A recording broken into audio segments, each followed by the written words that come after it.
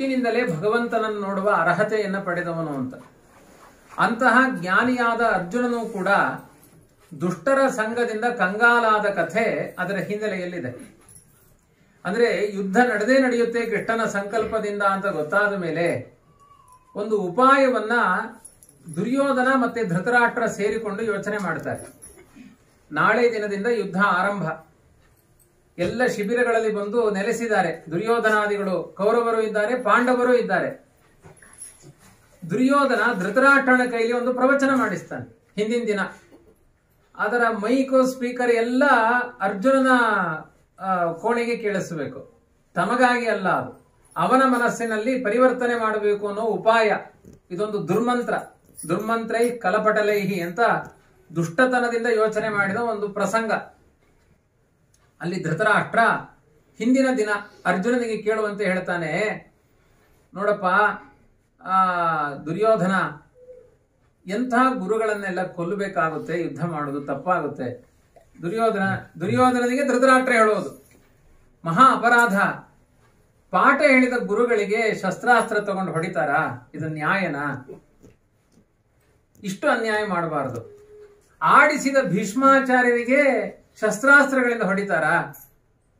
ನೀನು ಕೇಳ್ತಾ ಇಲ್ಲ, ಪಾಂಡವರು ಕೇಳ್ತಾ ಇಲ್ಲ. ನನಗನಿಸುತ್ತೆ ನೀನ್ ಕೇಳಿಲ್ಲ ಅಂದ್ರೂ ಬಹುತೇಕ ನಾಳೆ ಅರ್ಜುನ ತುಂಬಾ ಒಳ್ಳೆಯವನಿದ್ದಾನೆ, ಅವನಿಗೆ ಕೇಳಿಸ್ತಾ ಇದೆ.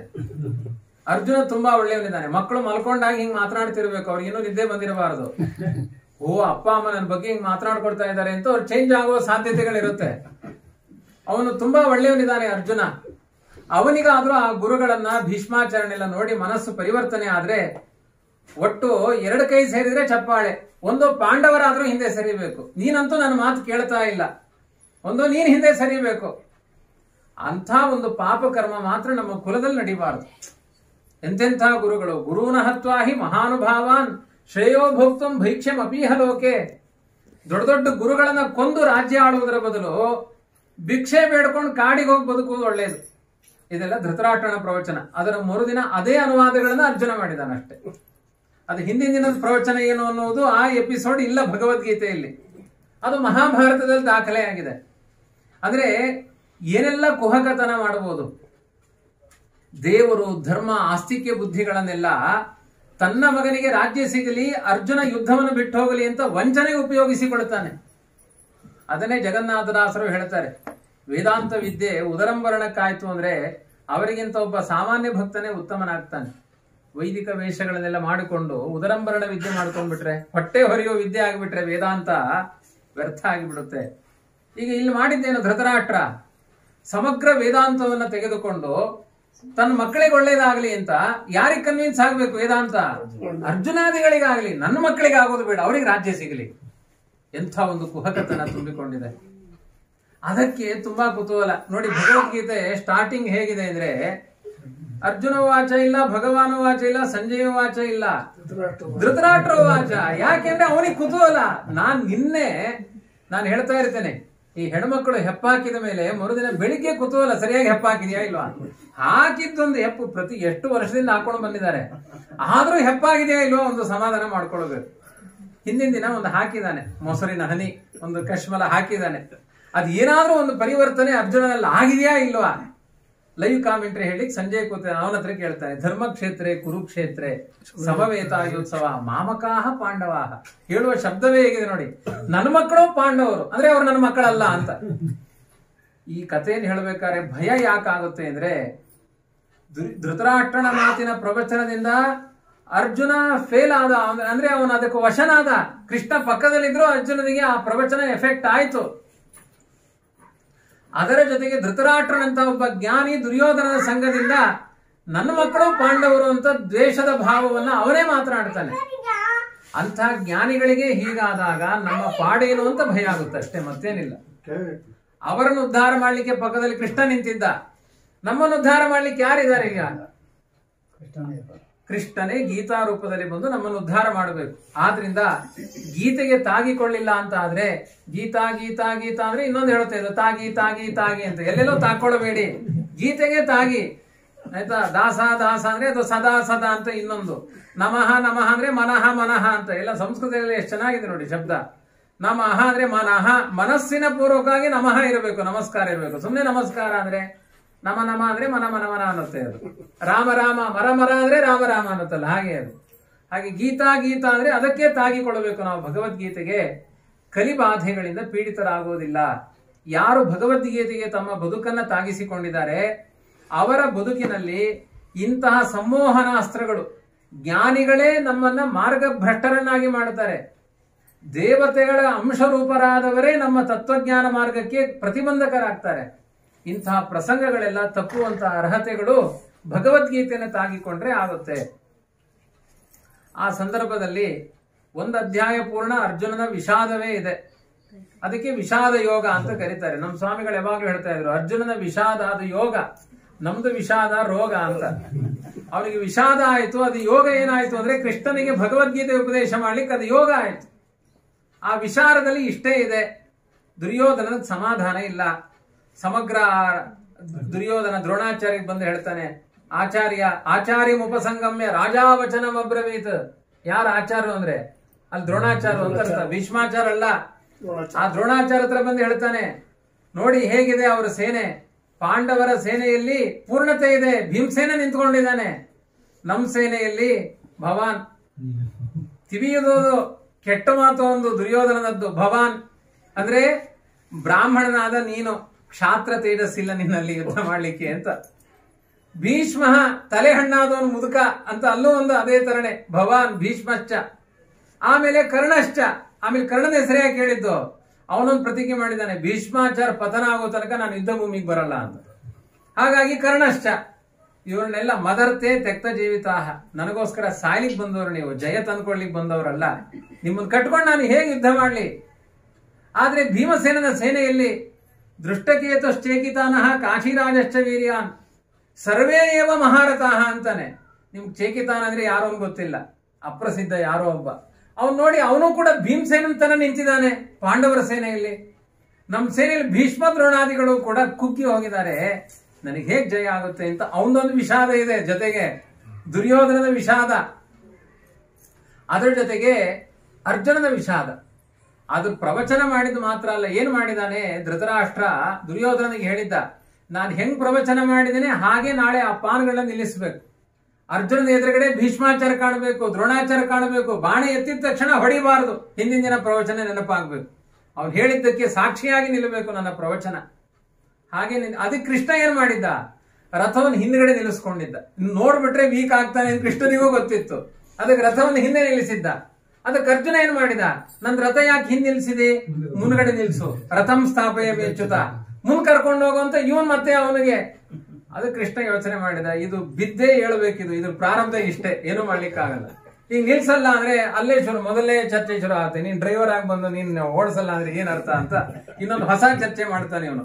ಅದಕ್ಕೂ ಒಂದು ಹಂತದಲ್ಲಿ ಏನಾಗುತ್ತೋ ಆಗ್ಲಿ ಅಂತ ಕೃಷ್ಣ ತಗೊಂಡು ಹೋಗಿ ಆ ಪ್ರವಚನದ ಎಫೆಕ್ಟ್ ಎಲ್ಲ ಆಗ್ಬೇಕು ಅಲ್ಲೇ ತಗೊಂಡೋಗಿ ರಣರಂಗದ ನಡುವೆ, ಆ ಕಡೆ ಪಾಂಡವರು ದ್ರೋಣವರು ಕೌರವರು, ಆ ಸೇನೆಯ ನಡುವೆ ರಥವನ್ನು ನಿಲ್ಲಿಸಿದ.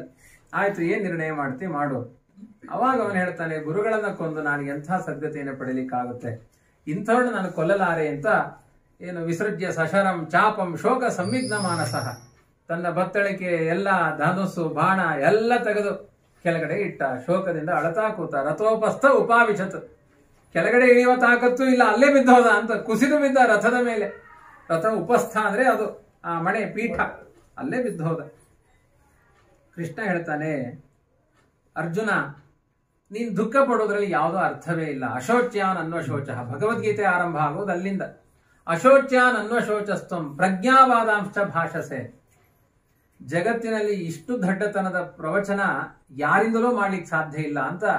ಅಂದ್ರೆ ಹಿಂದಿನ ದಿನ ಪ್ರವಚನಕ್ಕೆ ಕೃಷ್ಣನ ಕಿಂಡಲ್ ಅಷ್ಟೇ, ಅದು ಧೃತರಾಷ್ಟ್ರನ ಪ್ರವಚನದಿಂದ ಇವನು ಹಾಳಾಗಿದ್ದಾನೆ ಅಂತ ಗೊತ್ತಿದೆ. ಆದ್ರಿಂದ ಜಾಣರಂತೆ ಮೂರ್ಖರಂತೆ ಮಾತನಾಡ್ತಾ ಇದೆ. ಇಂಥ ಮಾತು ನೀನು ಕ್ಷತ್ರಿಯೋತ್ತಮನಾಗಿ ಮಾತನಾಡೋದು ಉಚಿತವೇ ಅಲ್ಲ. ಯಾಕೆ ಅಂದ್ರೆ ಅರ್ಜುನನಿಗೂ ಗೊತ್ತು, ಈ ಯುದ್ಧ ಮಾಡಬೇಕು ಅಂತ ಸ್ವರ್ಗಲೋಕಕ್ಕೆ ಹೋಗಿ 6 ವರ್ಷ ಸ್ಪೆಷಲ್ ಅಧ್ಯಯನ ಮಾಡ್ಕೊಂಡು ಬಂದವನು ಒಂದು ದಿನದಲ್ಲಿ ವೀಕ್ ಆಗ್ತಾನೆ ಅಂದ್ರೆ ಅರ್ಥ ಏನು? ಮೂರ್ಖರ ಪ್ರವಚನ ಕೇಳಿಸ್ಕೊಂಡಿದಿ.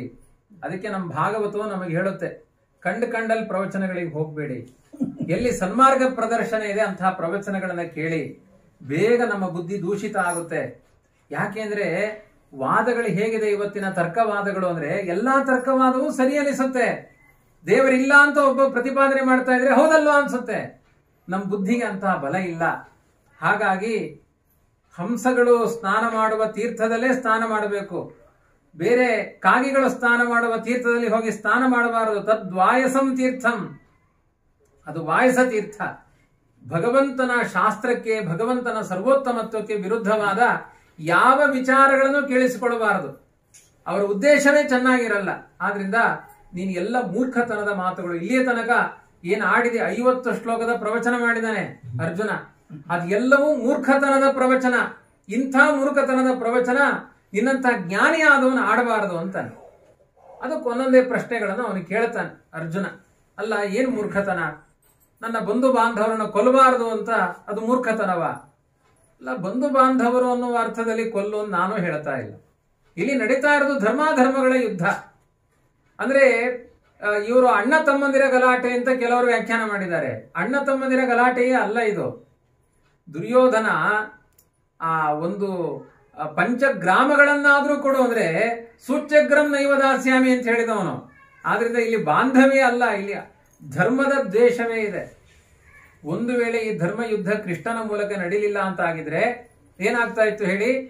1000 ಕ್ಷತ್ರಿಯರಲ್ಲಿ ಧರ್ಮ ಉಳಿತು ಮುಂದೆ. ಎಲ್ಲಿಂದ? ಪರೀಕ್ಷಿತ ರಾಜನಿಂದ ಆರಂಭ ಮಾಡಿ ಕ್ಷೇಮಕ ರಾಜನ ತನಕ ಅಷ್ಟು ಧರ್ಮದ ವ್ಯವಸ್ಥೆ ನಮ್ಮ ಸಮಾಜದಲ್ಲಿ ಸತ್ತೋಗ್ತಾ ಇತ್ತು. ಇವತ್ತು ಭಗವದ್ಗೀತೆ ಪ್ರವಚನ ನಡೀತಿರಲಿಲ್ಲ. ಒಂದು ವೇಳೆ ಕೃಷ್ಣ ಯುದ್ಧಕ್ಕೆ ಸಪೋರ್ಟ್ ಮಾಡಲಿಲ್ಲ ಅಂದ್ರೆ ಅವತ್ತಿನ ದುರ್ಯೋಧನನ ಆಡಳಿತದಿಂದ ಇಲ್ಲಿಯ ತನಕ ಯಾವುದೂ ಬರ್ತಾ ಇರಲಿಲ್ಲ. ಯಾವ ಕಾಶಿ ವಿಶ್ವನಾಥನೂ ಇರ್ತಿರ್ಲಿಲ್ಲ, ಯಾವ ಅಯೋಧ್ಯ ರಾಮನೂ ಇರ್ತಿರ್ಲಿಲ್ಲ. ಅಂತಹ ಘೋರವಾದ ಸ್ಥಿತಿ ಬರ್ತಾ ಇತ್ತು. ಅದಕ್ಕೆ ಕೃಷ್ಣ ಮಾಡಿದ ಯುದ್ಧ ಅದು ಧರ್ಮ ಯುದ್ಧವೇ ಹೊರತು ದಾಯಾದಿಗಳ ಕಲಹಕ್ಕೆ ಕೃಷ್ಣ ಸೂತ್ರಧಾರಿಯಾಗಿ ನಿಂತದ್ದಲ್ಲ. ಇನ್ನು ಅವನ ಪ್ರಶ್ನೆಗಳಿಗೆಲ್ಲ ವಿಸ್ತಾರವಾಗಿ 18 ಅಧ್ಯಾಯಗಳಲ್ಲಿ ಉತ್ತರಗಳನ್ನು ಕೊಡ್ತಾನೆ. ನಾಸತೋ ವಿದ್ಯತೆ ಭಾವ, ನಾಭಾವೋ ವಿದ್ಯತೆ ಸತಃ, ಉಭಯೋರಪಿ ದೃಷ್ಟೋಂತ ಸ್ತನಯೋಸ್ತತ್ವದರ್ಶಿಭಿ ಅಂತ ಕೃಷ್ಣನ ಮಾತು. ಒಂದು ನಿರ್ಣಯವಾದ ಮಾತನ್ನು ಹೇಳ್ತಾನೆ ಕೃಷ್ಣ. ಅಸತಃ ಸಕಾಶಾತ್ ಸತಃ ಭಾವ ನ ವಿದ್ಯತೆ. ಅಂದ್ರೆ ಅಸತ್ಕರ್ಮ ಮಾಡಿದವರಿಗೆ ಒಳ್ಳೆಯದಾಗುವುದು ಜೀವನದಲ್ಲಿ ಸಾಧ್ಯ ಇಲ್ಲ. ಸತ್ಕರ್ಮ ಮಾಡಿದವರಿಗೆ ಕೆಟ್ಟದ್ದಾಗುತ್ತೆ ಅನ್ನೋದು ಜೀವನದಲ್ಲಿ ಸಾಧ್ಯ ಇಲ್ಲ. ಹಾಗಾಗಿ ಇಲ್ಲಿ ಭೀಷ್ಮಾಚಾರ್ಯ ನಿಂತಿದಾರೋ ದ್ರೋಣಾಚಾರ್ಯ ನಿಂತಿದಾರೋ ಯಾವುದನ್ನು ನೋಡ್ಲಿಕ್ಕೆ ಹೋಗ್ಬೇಡ. ಹುಟ್ಟಿದವರೆಲ್ಲ ಒಂದು ಬಾರಿ ಸಾಯಲೇಬೇಕು. ಅವರು ಧರ್ಮಾತ್ಮರಾಗಿ ನಿಂತಿದಾರ, ಅಧರ್ಮಕ್ಕೆ ಸಪೋರ್ಟ್ ಮಾಡಿ ನಿಂತಿದ್ದಾರೆ, ಇಷ್ಟೇ ನೋಡು. ಅಧರ್ಮ ಉತ್ಪಥಂ ಪ್ರತಿಪನ್ನಸ್ಯ ಕಾರ್ಯಂ ಭವತಿ ಶಾಸನಂ. ರಾಮಾಯಣದಲ್ಲೂ ಅದೇ ಮಾತು ಬರುತ್ತೆ. ಮೊದಲನೇ ಮಗನಿಗೆ ರಾಜ್ಯ ಕೊಡಬೇಕು ಅಂತ ಇದೆ. ಹೆಂಡತಿಗೆ ಗುಲಾಮನಾಗಿ ಇಕ್ಷ್ವಾಕು ವಂಶದ ಒಬ್ಬ ರಾಜ ದಶರಥ ಕೈಕೇಯಿಗೆ ವರ ಕೊಟ್ಬಿಟ್ಟಿದ್ದೀನಿ ಅನ್ಬಿಟ್ಟು ರಾಮ ರಾಜನಾಗೋದು ಬೇಡ ಅಂದ್ರೆ ಅವನ್ ತಲೆ ಕಡಿಬೇಕಾ ಬೇಡವಾ? ನೀನೇ ಹೇಳು ರಾಮ. ರಾಮ ಹೇಳ್ತಾನೆ, ನೆನ್ನೆದ್ರೆ ಕಡಿಬೇಡ, ಹಾಗೆಲ್ಲ ಅನ್ಯಾಯ ಮಾಡಬೇಡ, ನನ್ನ ಶಿಕ್ಷೆಗೆ ನೀನು ತುತ್ತಾಗ್ತಿ, ನಾನು ಕಾಡಿಗೆ ಹೋಗ್ಬೇಕಾಗಿದೆ ಅಂತ. ಅದು ರಾಮನ ಔದಾರ್ಯ, ಅದು ಬೇರೆ ವಿಷಯ. ಲಕ್ಷ್ಮಣ ಅಂತ ಮಾತನಾಡಿದಾಗ ರಾಮ ಅದಕ್ಕೆ ಉತ್ತರ ಕೊಡಲ್ಲ. ಉತ್ಪಥಂ ಪ್ರತಿಪನ್ನಸ್ಯ, ಯಾರು ಧರ್ಮ ಮರ್ಯಾದೆಯನ್ನ ಮೀರಿ ನಡೀತಾರೆ ಅವರನ್ನ ಶಾಸನ ಮಾಡಬೇಕು, ಅವ್ರು ಎಂಥವರೇ ಆಗಿರಲಿ. ಸ್ವತಃ ಕೃಷ್ಣ ವರಾರೂಪದಿಂದ ಹುಟ್ಟಿದವನು ನರಕಾಸುರ. ಅನ್ಯಾಯ ಮಾಡಿದಾಗ ಹೆಂಡತಿನ ಕರ್ಕೊಂಡೋಗಿ ಹೊಡೆಸ್ತಾನೆ. ಬರೀ ತಾನು ಮಾತ್ರ ಹೊಡೆಯೋದಲ್ಲ, ಫ್ಯಾಮಿಲಿ ಮೆಂಬರ್ಸ್ ದಂಪತಿಗಳಿಂದ ಹತನಾದವನು ಕೃಷ್ಣಾವತಾರದಲ್ಲಿ ನರಕಾಸುರ ಮಾತ್ರ. ಮೋಹ ಬಿಟ್ಟು ಹೊಡೆದಿದ್ದಾನೆ ಕೃಷ್ಣ. ಅಂದ್ರೆ ಅಧರ್ಮ ಮಾಡುವವರನ್ನ ಸಂಹಾರ ಮಾಡಬೇಕು. ಹಾಗಾಗಿ ಒಂದ್ ಸ್ವಲ್ಪ ಅಧರ್ಮ ಜಾಸ್ತಿ ಮಾಡ್ತಾ ಇರುವಂತಹ ಈ ಪಾಪಿಷ್ಠನಾಗಿರುವಂತಹ ಈ ದುರ್ಯೋಧನಾದಿಗಳ ಸಂಹಾರವನ್ನು ಮಾಡಬೇಕು. ಭಗವದ್ವಿಟ್ ತದನುಬಂಧಿ ನಿಗ್ರಹ ಅವಶ್ಯಂ ಕರ್ತವ್ಯ ಧರ್ಮ.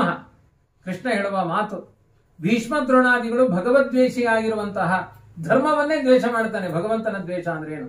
ಅಂತಹ ದ್ವೇಷ ಮಾಡುವ ಆ ದುರ್ಯೋಧನನಿಗೆ ಅವರು ಬೆಂಗಾವಲಾಗಿ ನಿಂತಿರೋದ್ರಿಂದ ಅವರನ್ನ ಸಂಹಾರ ಮಾಡೋದ್ರಿಂದ ನಿನಗೆ ಯಾವ ಪಾಪವೂ ಕೂಡ ಬರ್ಲಿಕ್ಕೆ ಸಾಧ್ಯವೇ ಇಲ್ಲ. ಅವನು ಹೇಳ್ತಾನೆ, ಪಾಪಮೇವಾಶ್ರಯೇದಸ್ಮಾನ್ ಹತ್ವಾತಾನ್ ಆತತಾಯಿನಃ ಆತತಾಯಿನ ಮಾಯಾಂತಂ ಹನ್ಯಾದೇವ ಅವಿಚಾರಯನ್ ಅಂತ ಇದೆ. ಯಾರು ಬೆಂಕಿ ಹಾಕಿರ್ತಾರೆ, ಹೆಂಡತಿಯನ್ನು ಅಪಹಾರ ಮಾಡಿರ್ತಾರೆ, ವಿಷ ಹಾಕಿರ್ತಾರೆ, ಅಂತವರು ಬಂದ ತಕ್ಷಣ ಕೊಲೆ ಮಾಡಬಹುದಂತೆ, ಪಾಪ ಬರುವುದಿಲ್ಲ ಅಂತ ಇದೆ. ಇವರು ಅರಗಿನ ಮನೆಯಲ್ಲಿ ಸುಟ್ಟು ಬೆಂಕಿ ಹಾಕ್ಲಿಕ್ಕೆ ಹೋಗಿದ್ದಾರೆ, ಬೆಂಕಿ ಹಾಕಿದ್ದಾರೆ ಕೂಡ. ಹೆಂಡತಿಯನ್ನು ಅಪಹಾರ ಮಾಡಿದ್ದಾರೆ, ತಿನ್ನುವ ಅನ್ನಕ್ಕೆ ವಿಷ ಹಾಕಿದ್ದಾರೆ. ಮಾಡದೇ ಇರುವ ಅನ್ಯಾಯಗಳು ಯಾವುದಿದೆ? ಎಲ್ಲದಕ್ಕಿಂತ ದೊಡ್ಡದು ಧರ್ಮಕ್ಕೆ ದ್ರೋಹ ಮಾಡುವಂಥವರಾಗಿದ್ದಾರೆ. ಆದ್ರಿಂದ ಅವ್ರನ್ನ ಕೊಂದು ಹಾಕು. ಅಲ್ಲ, ಗುರುಗಳ ಅನ್ಯಾಯ ಮಾಡಿದಾಗ ಕೊಲ್ಬೋದಾ? ಶಿಷ್ಯನಾದವನು ಗುರುಗಳ ಅನ್ಯಾಯ ಮಾಡಿದಾಗ ಕೊಲ್ಲಬಹುದಾ ಅಂದ್ರೆ ವಾಸ್ತವಿಕವಾಗಿ ಇಲ್ಲಿ ಗುರುಗಳೇ ಅನ್ಯಾಯ ಮಾಡ್ತಿದ್ದಾರೆ ಅಂತಾನೆ ಕೃಷ್ಣ. ಯಾಕೆ ಅಂದ್ರೆ ಸ್ವಧರ್ಮೇ ನಿಧನಂ ಶ್ರೇಯಃ ಅಂತ ಇದೆ. ದ್ರೋಣಾಚಾರ್ಯ ಯುದ್ಧಕ್ಕೆ ಬಂದಿದಾರಲ್ಲ, ಅವರು ಕ್ಷತ್ರಿಯರಾಗಿ ಬಂದಿದಾರ, ಬ್ರಾಹ್ಮಣರಾಗಿ ಬಂದಿದಾರ? ಆದ್ರಿಂದ ಒಬ್ಬ ಶಿಷ್ಯ ಒಳ್ಳೆ ಚಾತುರ್ಮಾಸ ವ್ರತ ಮಾಡಿ ಏಕಾದಶಿ ಉಪವಾಸ ಮಾಡಿ ಧರ್ಮಾನುಷ್ಠಾನ ಮಾಡ್ತಾ ಇದ್ದಾನೆ. ಗುರುಗಳು ಆರಾಮಾಗಿ ಹೋಟೆಲಲ್ಲಿ ಕೂತು ಊಟ ಮಾಡ್ತಾ ಇದ್ದಾರೆ ಅಂದ್ರೆ ಅವನಲ್ಲಿ ಗುರುತ್ವ ಎಷ್ಟಿದೆ? ಇದು ಪ್ರಶ್ನೆ ಬರುತ್ತಾ ಇಲ್ವಾ? ಆದ್ರಿಂದ ಇವರು ಅಧರ್ಮಕ್ಕೆ ಬ್ರಾಹ್ಮಣ್ಯವನ್ನೇ ತ್ಯಾಗ ಮಾಡಿ ಪಾಠ ಮಾಡ್ಲಿ ಅವರು. ಇಲ್ಲಿ ಅದು ಬಿಟ್ಟು ಯುದ್ಧಕ್ಕೆ ಯಾಕೆ ಬಂದ್ರು? ಅದಕ್ಕೆ ಎಲ್ಲಿ ಅವರಿಗೆ ಪ್ರಮಾಣ ಇದೆ? ಆದ್ರಿಂದ ಕೃಷ್ಣ ಎಷ್ಟು ಚೆನ್ನಾಗಿ ಉತ್ತರ ಕೊಡ್ತಾನೆ ಅಂದ್ರೆ, ನೀನು ಗುರುವಿಗೆ ಹಿತ ಮಾಡುದಾದ್ರೆ ಅವ್ರ ತಲೆ ಮೊದಲು ಕಡಿ ಅಂತಾನೆ ಕೃಷ್ಣ. ಯಾಕೆಂದ್ರೆ ಒಂದು ದಿನಕ್ಕೆ ದ್ರೋಣಾಚಾರ್ಯರು 10,000 ಮಹಾರಥಿಕರ ತಲೆಗಳನ್ನು ಕಡ್ದು ಹಾಕ್ತಾ ಇದ್ದಾರೆ. ಬ್ರಾಹ್ಮಣನಾಗಿ ಆತರ ಕಡಿತಾ ಹೋಗಬಾರದು, ಶಾಂತನಾಗಿರ್ಬೇಕು. ಕಡಿಯುವ ಕೆಲಸ ಎಲ್ಲ ಕ್ಷತ್ರಿಯರಿಗೆ, ಬ್ರಾಹ್ಮಣ ಅವನು ಶಾಂತಿಯಿಂದ ಇರಬೇಕು ಅಂತ ಬಿಟ್ಟು ಇಂತ ಅನ್ಯಾಯ ಮಾಡ್ತಾ ಇದ್ದಾರೆ. ಒಂದೊಂದ್ ದಿನ ಹೀಗೆ ಅವ್ನು ಕಡಿತಾ ಹೋದ್ರೆ ದ್ರೋಣಾಚಾರ್ಯ ಪಾಪ ಮೂಟೆ ಜಾಸ್ತಿ ಆಗುತ್ತಪ್ಪ. ಅವ್ರು ಬೇಗ ಹೋದಷ್ಟು ಅವ್ರ ಪುಣ್ಯ ಜಾಸ್ತಿ ಆಗುತ್ತೆ, ಕಡ್ದಾಕೋ ಅಷ್ಟೇ. ಆದ್ರಿಂದ ದ್ರೋಣಾಚಾರ್ಯ ಹೋಗೋದ್ರಿಂದಲೇ ಅವರಿಗೆ ಅಸ್ತಿತ್ವ ಇದೆ, ಶ್ರೇಯಸ್ಸಿದೆ. ಇನ್ ಭೀಷ್ಮಾಚಾರ್ಯರು ನೀನ್ ಎಷ್ಟು ಹೊಡೆದ್ರು ಅವ್ರೇನ್ ಸಾಯಿಲ್ಲ, ಇಚ್ಛಾಮರಣಿತ್ವ ವರ ಇದೆ, ಹೊಡಿ. ಇನ್ನು ಅಕಸ್ಮಾತ್ ಇನ್ನೆಲ್ಲ ಬಂಧುಗಳು ಕೃಪಾಚಾರ್ಯರಿದ್ದಾರೆ, ಅವ್ರನ್ನೆಲ್ಲ ಹೊಡೆದ್ರೆ ಪಾಪ ಬಂದ್ಬಿಡುತ್ತೆ. ಪಾಪಮೇವಾಶ್ರಯದ ಅಸ್ಮಾತ್. ಇಲ್ಲ, ನೀನು ಹೊಡಿತಾ ಇರೋದು ಯಾರಿಗೆ? ಅದಕ್ಕೆ ಧರ್ಮ ಯುದ್ಧ ಅಂತಾನೆ. ಕೃಷ್ಣ ಕೊಡುವ ಸಂದೇಶ ಏನು ಅಂದ್ರೆ, ಯಾರಲ್ಲಿ ಶತ್ರುತ್ವದ ಭಾವನೆಯಿಂದ ಹೊಡೆದಾಗ ಪಾಪ ಬರುತ್ತೆ. ಅದಕ್ಕೆ ನಮ್ ಗುರುಗಳು ಕೊಡುವ ದೃಷ್ಟಾಂತ, ಕಳ್ಳನೂ ಚೂರಿ ಹಾಕ್ತಾನೆ ಏನೋ ಕಿತ್ಕೊಳ್ಳಿಕ್ಕೆ, ಒಬ್ಬ ವೈದ್ಯನೂ ಚೂರಿ ಹಾಕ್ತಾನೆ ಹೊಟ್ಟೆಗೆ ಆಪರೇಷನ್ ಮಾಡ್ಲಿಕ್ಕೆ. ಅವನ ಧ್ಯೇಯ ಉದ್ದೇಶಗಳು ಪ್ರಾಮಾಣಿಕವಾಗಿರೋದ್ರಿಂದ ವೈದ್ಯನನ್ನ ಧನ್ವಂತರಿ ಅಂತ ಪೂಜೆ ಮಾಡ್ತೀವಿ, ಹಣ ಕೊಟ್ಟು. ಇರುವ ಹಣ ಎಲ್ಲ ಅವನಿಗೆ ಕೊಡ್ತೇವೆ, ಕಂಡಾಗೆಲ್ಲ ನಮಸ್ಕಾರ ಮಾಡ್ತೀವಿ, ನಮಗೆ ಪ್ರಾಣ ಕೊಟ್ಟವರು ನೀವು ಅಂತ. ಅದೇ ಕಳ್ಳನಿಗೆ ಎಲ್ಲ ಅವನಿಗೆ ಪೊಲೀಸ್ ಸ್ಟೇಷನ್ ಹಾಕಿ ಒದಿಸ್ತೀವಿ. ಅಲ್ಲ, ಇಬ್ರು ಹೊಟ್ಟೆಗೆ ಚೂರಿ ಹಾಕಿದಾರಲ್ಲ, ಕಳ್ಳನಿಗೂ ಪೂಜೆ ಮಾಡೋಣ ಅಂದ್ರೆ ಭಾವ ಏನು ಇಲ್ಲಿ? ವೈದ್ಯನ ಹೃದಯ ಶುದ್ಧಿ ಇರೋದ್ರಿಂದ ಅವನಿಗೆ ಅಲ್ಲಿ ಪಾಪಲೇಪ ಆಗಲಿಲ್ಲ. ಅಕಸ್ಮಾತ್ ಆಪರೇಷನ್ ಮಾಡ್ತಾ ಪ್ರಾಣ ಹೋದ್ರೂ ಅಪರಾಧಿ ಆಗಲ್ಲ ಅವನು, ಅರ್ಥ ಆಯ್ತಾ? ಆದ್ರೆ ಒಬ್ಬ ಚೂರಿ ಹಾಕಿದ ಕಳ್ಳನಿಂದ ಅಪರಾಧ ಆಗುತ್ತೆ. ಅದು ಯಾಕೆ? ಅವನ ಭಾವ ಶುದ್ಧಿ ಇದೆ. ಹಾಗೆ ನೀನು ಯುದ್ಧವನ್ನ ಭೀಷ್ಮಾಚಾರ್ಯರು ನನ್ನ ಅಜ್ಜ ಅಂತ ಬಾಣ ಹೊಡಿಬೇಡ, ದ್ರೋಣಾಚಾರ್ಯರು ನನ್ನ ಗುರುಗಳನ್ನು ಬಾಣ ಹೊಡಿಬೇಡ. ಇದು ಅಧರ್ಮ ಯುದ್ಧ. ನಾನು ಹೊಡಿತಾ ಇರೋದು ಅಧರ್ಮಕ್ಕೆ ಅಂತ ಬಾಣ ಹೊಡಿ, ಅದು ದೇವರ ಪೂಜೆ ಆಗುತ್ತೆ. ಹಾಗಾಗಿ ಒಟ್ಟಿನಲ್ಲಿ ಭಗವದ್ಗೀತೆ ಏನ್ ಹೇಳುತ್ತೆ ಅಂದ್ರೆ, ಎದುರುಗಡೆ ಧರ್ಮ ಅಂತ ಕಾಣುವುದು ಅಧರ್ಮನೂ ಆಗಿರ್ಬೋದು, ಅಧರ್ಮ ಅಂತ ಕಾಣುವುದು ಧರ್ಮ ಅಂತನೂ ಆಗ್ಬೋದು. ಆದ್ರೆ ಅಂತರಂಗದ ಭಾವನೆಯ ಮೇಲೆ ಧರ್ಮಾಧರ್ಮಗಳ ನಿರ್ಣಯ ಆಗುತ್ತೆ. ಆದ್ರಿಂದ ವ್ಯಾಸರ ಮಾತು, ವೇಷಂನ ವಿಶ್ವಸೇತ್ ಪ್ರಾಜ್ಞ ವೇಷೋ ದೋಷಾಯ ಕಲ್ಪತೆ. ಹೊರಗಡೆ ಇರುವ ವೇಷ ಆವೇಶಗಳಿಂದ ಅವರ ಧರ್ಮಗಳನ್ನು ನಿರ್ಣಯ ಮಾಡ್ಲಿಕ್ಕಾಗಲ್ಲ. ಅವರ ಅಂತರಂಗದ ಭಾವನೆಗಳಿಂದ ಅವರು ಮಾಡ್ತಾ ಇರೋದು ಧರ್ಮವ ಅಧರ್ಮವ ನಿರ್ಣಯ ಆಗುತ್ತೆ. ನಮ್ಮ ಮನಃಶುದ್ಧಿಯೇ ತುಂಬಾ ಮುಖ್ಯವಾಗುತ್ತೆ. ಇದನ್ನೇ ಸ್ವಧರ್ಮೇ ನಿಧನಂ ಕ್ಷಯಃ ಅಥವಾ ಕರ್ಮಣ್ಯೇವಾಧಿಕಾರಸ್ಥೆ ಅಥವಾ ಯೋಗ ಏನು ಕರ್ಮಸು ಕೌಶಲಂ, ಸಾಂಖ್ಯ ಯೋಗ ಎಲ್ಲ ಇದೇ ಅರ್ಥ. ಸಾಂಖ್ಯ ಯೋಗದ ಬಗ್ಗೆ ಉಪದೇಶ ಮಾಡ್ತಾನೆ. ಮೇಲ್ಮೇಲೆ ಇರುವಂತಹ ಅರ್ಥಗಳನ್ನೆಲ್ಲ ತಗೊಳ್ಬೇಡ ಅರ್ಜುನ. ಯಾಮಿಮಾಂ ಪುಷ್ಪಿತಾಂ ವಾಚಂ ಪ್ರವದಂತಿ ಅವಿಪಶ್ಚಿತಾ ವೇದವಾದರತಾ ಪಾರ್ಥ ನಾನಿದಸ್ಥಿತಿವಾದಿನಃ. ವೇದಗಳ ಮೇಲ್ನೋಟಕ್ಕೆಲ್ಲ ಸ್ವರ್ಗಕ್ಕೆ ಹೋಗಿ ಅಂತ ಕತೆ ಹೇಳ್ತಾ ಇವೆ. ವೇದಗಳ ಅರ್ಥ ಅದಲ್ಲೇ ಅಲ್ಲ, ತತ್ವ ಸಮನ್ವಯ. ಸಮಗ್ರ ವೇದಗಳು ಭಗವಂತನ ಗುಣ ಪ್ರತಿಪಾದನೆಗೆ ಹೊರಟಿದೆ. ಒಳಗಡೆ ಇರುವ ಅರ್ಥವನ್ನ ಚಿಂತನೆ ಮಾಡಬೇಕು. ಹಾಗಾಗಿ ಈ ಧರ್ಮದ ಯುದ್ಧದ ಭಾವನೆ ಏನು ಅನ್ನುವುದನ್ನ ನೀನು ನೋಡ್ತಾ ಹೋದ್ರೆ ಅದೊಂದು ದೇವರ ಪೂಜೆ ಆಗುತ್ತೆ. ಆದ್ರಿಂದ ಹತೋವಾ ಪ್ರಾಪ್ಸ್ಯಸೇ ಸ್ವರ್ಗಂ ಜಿತ್ವಾವಾ ಭೋಕ್ಷಸೇ ಮಹಿಂ ತಸ್ಮಾದ್ ಉತ್ತಿಷ್ಠ ಕೌಂತೆಯ ಯುದ್ಧಾಯ ಕೃತ ನಿಶ್ಚಯ. ಏನಾದ್ರೂ ಒಂದು ಬೆನಿಫಿಟ್ ನಿನಗೆ ಇದ್ದೇ ಇದೆ ಯುದ್ಧ ಮಾಡೋದ್ರಿಂದ. ಪುರಾಣಕ್ಕೆ ಹೋದವ್ರಿಗೆ ಇದೆಯಲ್ಲ, ಒಂದೋ ಒಳ್ಳೆ ತೂಕಡಿಕೆ ನಿದ್ರೆ ಅಥವಾ ಜನ್ಮಾಂತರದ ಪಾಪ ಪರಿಹಾರ, ಹಾಗೆ ಮನೆಗೆ ಹೋಗುವಾಗಿಲ್ಲ ಅವ್ರಿಗೆ. ಏನೋ ಒಂದು ಬೆನಿಫಿಟ್ ಇದೆ ಪುರಾಣಕ್ಕೆ ಹೋಗಿ ಕೂತಿದ್ರಿಂದ. ಆ ನೆಪದಲ್ಲಿ ಹೋಗಿ ಕೂತ್ರು ಅಷ್ಟೇ ಒಂದಷ್ಟು ಪಾಪ ಪರಿಹಾರ ಆಗುತ್ತೆ, ಆಯ್ತಾ? ಆದ್ರಿಂದ ಇಲ್ಲಿ ನೀನು ಯುದ್ಧಕ್ಕೆ ಬಂದಿದೆ, ಒಂದ್ ವೇಳೆ ನೀನೇ ಸತ್ತು ಹೋಗ್ತಿ ಅಂತ ಅನ್ಕೋ, ಅವಾಗ ವೀರ ಸ್ವರ್ಗ ಸಿಗುತ್ತೆ ನಿನಗೆ. ಅವ್ರನ್ನ ಸಾಯಿಸಿದೆ ಅಂತ ಅನ್ಕೋ, ಹತ್ವಾವ ಭೋಕ್ಷಸೇಮ ರಾಜ್ಯ ಎಲ್ಲ ನಿನಗೆ ಸಿಗುತ್ತೆ. ಅವ್ರು ಸತ್ರೆ ನಿನಗೆ ರಾಜ್ಯ ಲಾಭ, ನೀನೇ ಸತ್ರೆ ವೀರ ಸ್ವರ್ಗ. ನಿನಗೆ ಬೆನಿಫಿಟ್ ಇದ್ದೇ ಇದೆ, ನಿನಗೆ ಪಾಪ ಬರಲ್ಲ. ಎಲ್ಲಿಯ ತನಕ ಹೇಳ್ತಾನೆ ಕೃಷ್ಣ ಅಂದ್ರೆ, ಇವರನ್ನೆಲ್ಲ ನಾನು ಕೊಂದಾಗಿದೆ, ನೀನು ನಿಮಿತ್ತ ಮಾತ್ರ ಭವ ಸವ್ಯ ಸಾಚಿನ. ಇದು ಅವತ್ತಿನ ಮಾತಲ್ಲ, ಭಗವದ್ಗೀತೆ ರಿಲಿವೆಂಟ್, ಇವತ್ತಿಗೂ ಅನ್ವಯವಾಗುತ್ತೆ. ಎಲ್ಲಾ ಕ್ರಿಯೆಗಳನ್ನ ಭಗವಂತ ಮಾಡಿದ್ದಾನೆ, ಎಲ್ಲಾ ಸೂತ್ರಧಾರಿಯೂ ಅವನೇ ಆಗಿದ್ದಾನೆ, ನಾವು ಕೇವಲ ಪಾತ್ರಧಾರಿಗಳು. ಆದ್ರಿಂದ ಯಾವ ಯಾವ ಕ್ಷಣದಲ್ಲಿ ವ್ಯಾಸರ ಮನೋವೈಶಾಲ್ಯ ನೋಡಿ, 800 ವರ್ಷಗಳ ಮೊದಲೇ ಯಾರ್ಯಾರು ಯಾವತ್ತು ಯುದ್ಧ ಮಾಡ್ಬೇಕಾದ್ರೆ ಯಾವ ಡ್ರೆಸ್ ಅಲ್ಲಿ ಬಂದು ಯಾವ ಸ್ಟೈಲಲ್ಲಿ ನಿಂತ್ಕೊಂಡಿರ್ತಾರೆ ಅಂತ ಹೇಳಿದ್ರು ವ್ಯಾಸರು ಹೇಳಿದ್ರು ಅನ್ನೋಕ್ಕಿಂತ ಸಂಜಯನಿಗಿರುವ ಶಕ್ತಿ ಎಂತಹದ್ದು, ಅವರ ಮನಸ್ಸಿನ ಭಾವನೆಗಳೇನಿತ್ತು ಅಂತ ಸಂಜಯ ಕಾಮೆಂಟ್ರಿ ಕೊಡ್ತಾನೆ. ಇವತ್ತು ಕ್ರಿಕೆಟ್ ಒಬ್ಬ ಸ್ಪಿನ್ನರ್ ಬಾಲ್ ಹಾಕೋಕ್ಕಿಂತ ಮೊದಲು ಈಗ ಅವ್ನು ಸ್ಪಿನ್ ಆಗ್ತಾನೆ ನೋಡಿ ಅಂತ ಲೈವ್ ಅವನಿಗೆ ಹೇಳಿಕ್ ಬರುತ್ತಾ? ಹಾಕಿದ ಮೇಲೆ ಸ್ಪಿನ್ ಅಂತಾನ ಅವನು, ನೋ ಬಾಲ್ ಅಂತಾನೆ. ಮುಂಚೆ ಹೇಳಿಕ್ಕಾಗುತ್ತಾ? ಇದು ನೋ ಬಾಲೆ ಅಂದ್ ಮೊದಲೇ ಹೇಳಿಕ್ಕಾಗುತ್ತಾ? ಸಂಜಯ್ ಅದನ್ನು ಮೊದಲೇ ಹೇಳಿದ್ದಾನೆ. ಇವನು ಬಂದಿದ್ದ ಇದೇ ಉದ್ದೇಶದಲ್ಲಿ ಸಂಜಯ್ ಹೇಳ್ತಾನೆ ಅಂದ್ರೆ ವ್ಯಾಸರ ಶಕ್ತಿ ಅಂತಹದ್ದು. ಇದನ್ನೆಲ್ಲ ನೋಡಿದಾಗ ಕೃಷ್ಣ ಹೇಳುವ ಮಾತೇನು ಗೊತ್ತಾ? ತಮೇವ ಶರಣಂ ಗಚ್ಚ ಸರ್ವಭಾವಿನ ಭಾರತ. ನಿನ್ನ ಬದುಕಿನ ಪರಿಪೂರ್ಣತೆಯನ್ನು ತಂದುಕೊಡೋನು ನಾನಿದ್ದೇನೆ, ನನ್ನಲ್ಲಿ ಶರಣಾಗತನಾಗಿ ಯುದ್ಧ ಮಾಡು. ಅವರೆಲ್ಲ ಬೆದರು ಬೊಂಬೆಗಳ ಹಾಗೆ, ಅವ್ರನ್ನೆಲ್ಲ ಕೊಂದಾಗಿದೆ ನಾನು. ವಿಶ್ವರೂಪ ದರ್ಶನ ಮಾಡಿಸ್ತಾನೆ, ನನ್ನ ಬಾಯಿಲೆಲ್ಲ ಇದಾರು ನೋಡು, ಎಲ್ಲಾನು ಚಟ್ನಿ ಮಾಡಿ ಆಗಿದೆ, ಸತ್ತಾಗಿದೆ. ಅವರು ನಿನಗೆ ಬದುಕಿದಾಗ ಕಾಣಿಸ್ತಾ ಇದ್ದಾರೆ, ಕೃತ್ರಿಮವಾಗಿ ಕಾಣಿಸ್ತಾ ಇದ್ದಾರೆ. 18 ದಿನ ಯುದ್ಧದಲ್ಲಿ ನೀನು ಕೊಲ್ಲಿಲ್ಲ ಅಂದ್ರೂ ಅವ್ರು ಸತ್ತೋಗ್ತಾರೆ, ನೀನು ಕೊಂದ್ರೂ ಸತ್ತೋಗ್ತಾರೆ. ಕೆಲಸ ಮುಗಿದೋಗಿದೆ, ಹೊಡೆದು ಆ ಕೀರ್ತಿಗೆ ನೀನು ಭಾಜನನಾಗು ಅಷ್ಟೇ. ಅದಕ್ಕೆ ಪಾತ್ರಧಾರಿ ನೀನಾದ್ರೆ ಅದರ ಫಲಗಳನ್ನು ನೀನು ಪಡಿತಿ. ಇಷ್ಟು ಅಂದ್ರೆ ಸಮಗ್ರ ಕರ್ತಾರ ಭಗವಂತನಿದ್ದಾನೆ. ಏನೋ ಬಿಂಬಕ್ರಿಯೆಯಿಂದ ಈ ಜಗತ್ತು ನಡೀತಾ ಇದೆ, ಪ್ರತಿಬಿಂಬಭೂತನಾದ ಜೀವನಿಗೆ ಕ್ರಿಯೆಗಳಿಲ್ಲ ಅಂದ್ರೆ ಏನು? ಇದ್ದಾನಷ್ಟೇ, ಆಟಕ್ಕುಂಟು ಲೆಕ್ಕಕ್ಕಿಲ್ಲ ಅಂತ ಅರ್ಜುನನ ಸ್ಥಿತಿ. ಅದಾದ ಮೇಲೆ ಗಾಂಡೀವ ಧನುರ್ಧಾರಿ ಅಂತ ಬೀಗಿದ ಅರ್ಜುನನೇ ಪರಮಾತ್ಮನ ಮುಂದೆ ಏನೂ ಇಲ್ಲ ಅಂತ ಆದಾಗ ನಾವೇನ್ರಿ ನಮ್ ಕೈ ಮೇಲೆ ನಮ್ ಕಾಲ್ ಮೇಲೆ ನಾವು ಹೊರಳಕಲ್ಲಿ ಎತ್ತಾಕೊಳ್ಳೋರು ನಾವು, ಅದಕ್ಕೋಸ್ಕರ ಬೇರೆ ಆಶ್ರಯಿಸಿದೀವಿ ಅಂತ ನಮಗೆ ಅಂತಹ ಅಲ್ಪತೆಗಳು ಎಷ್ಟೊಂದಿದೆ. ಆದ್ರಿಂದ ಸಮಗ್ರ ಭಗವದ್ಗೀತೆಯ ಸಾರ ಏನು ಅಂದ್ರೆ, ನಾನು ಕರ್ತಾರ ನಾನು ಭೋಕ್ತಾರ ಅನ್ನುವುದನ್ನ ಮರೆತು ಪರಮಾತ್ಮನೇ ಕರ್ತಾರ ಪರಮಾತ್ಮನೇ ಭೋಕ್ತಾರ. ನಾವು ಮಾಡುವ ಪ್ರತಿಯೊಂದು ಕ್ರಿಯೆಗಳು ಕೂಡ ಅವನ ಪೂಜಾರೂಪವಾಗಿ ನಡೆಯಬೇಕು.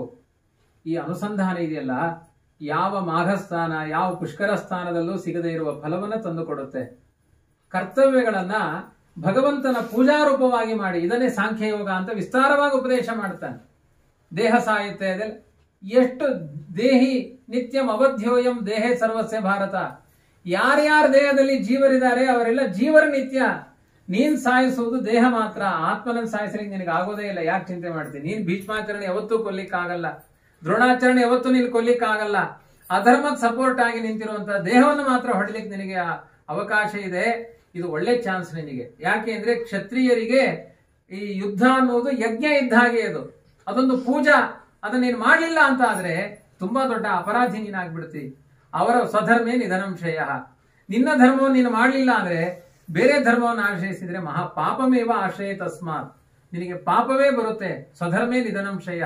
ನಿನ್ ಧರ್ಮವನ್ನು ನಿನಗೆ ಯುದ್ಧ ಅನ್ನೋದು ಸ್ವರ್ಗದ್ವಾರಕ್ಕೆ ಕಾರಣವಾದ ಯುದ್ಧ ಮಾಡಲಿಲ್ಲ ಅಂದ್ರೆ ನಿನ್ನಂತಹ ಅಪರಾಧಿ ಜಗತ್ತಿನಲ್ಲಿ ಯಾರೂ ನಿಲ್ಲಿಕ್ಕೆ ಸಾಧ್ಯ ಇಲ್ಲ. ಇಷ್ಟೆಲ್ಲ ಹೇಳಿ ತನ್ನ ಸರ್ವೋತ್ತಮತ್ವದ ವಿಶ್ವರೂಪವನ್ನು ದರ್ಶನ ಮಾಡಿಸಿ, ಅದಾದ ಮೇಲೆ ಜಗತ್ತಿನಲ್ಲಿ ಕ್ಷರಾಕ್ಷರ ಪುರುಷರ ಬಗ್ಗೆ ಒಂದು ವಿವರಣೆ ಕೊಡ್ತಾನೆ, ತಾರತಮ್ಯದ ಬಗ್ಗೆ ಹೇಳ್ತಾನೆ. ಕ್ಷರ ಪುರುಷರು ಯಾರು, ಅಕ್ಷರ ಪುರುಷರು ಯಾರು, ಅದನ್ನೆಲ್ಲ ವಿಸ್ತಾರವಾಗಿ ಹೇಳಿ, ಉತ್ತಮ ಪುರುಷಸ್ತನ್ಯ ಪರಮಾತ್ಮೇತಿದಾಹೃತಃ ಈಶ್ವರ ಸರ್ವಭೂತಾನಾಂ ಹೃದ್ದೇಶೇ ಅರ್ಜುನ ತಿಷ್ಠತಿ ಭ್ರಾಮಯನ್ ಸರ್ವಭೂತಾನಿ ಯಂತ್ರಾರೂಢಾನಿ ಮಾಯೆಯ ತಮೇವ ಶರಣಂ ಗಚ್ಚ ಸರ್ವಭಾವೇನ ಭಾರತ. ಕೊನೆಗೆ ಕೃಷ್ಣನ ಉಪದೇಶ, ಅರ್ಜುನ ನಿನಗೊಂದು ಅರ್ಹತೆ ಇದೆ, ನೀನು ಒಂದು ಕೆಲಸ ಮಾಡು, ಎಲ್ಲಾ ಭಾರ ನನ್ನ ಮೇಲೆ ಹಾಕಿ ಯುದ್ಧ ಮಾಡು. ಅದು ಪಾಪ ಬಂದ್ರು ನನಗೆ ಬರಲಿ, ಪುಣ್ಯ ಬಂದ್ರೆ ನಿಂಗೆ ಬರಲಿ. ಇನ್ನು ಪುಣ್ಯ ಬಂದ್ರು ನಂಗೆ ಬರಲಿ ಅಂದ್ರೆ ಅವ್ನು ಮಾಡಲ್ಲ ಯುದ್ಧ.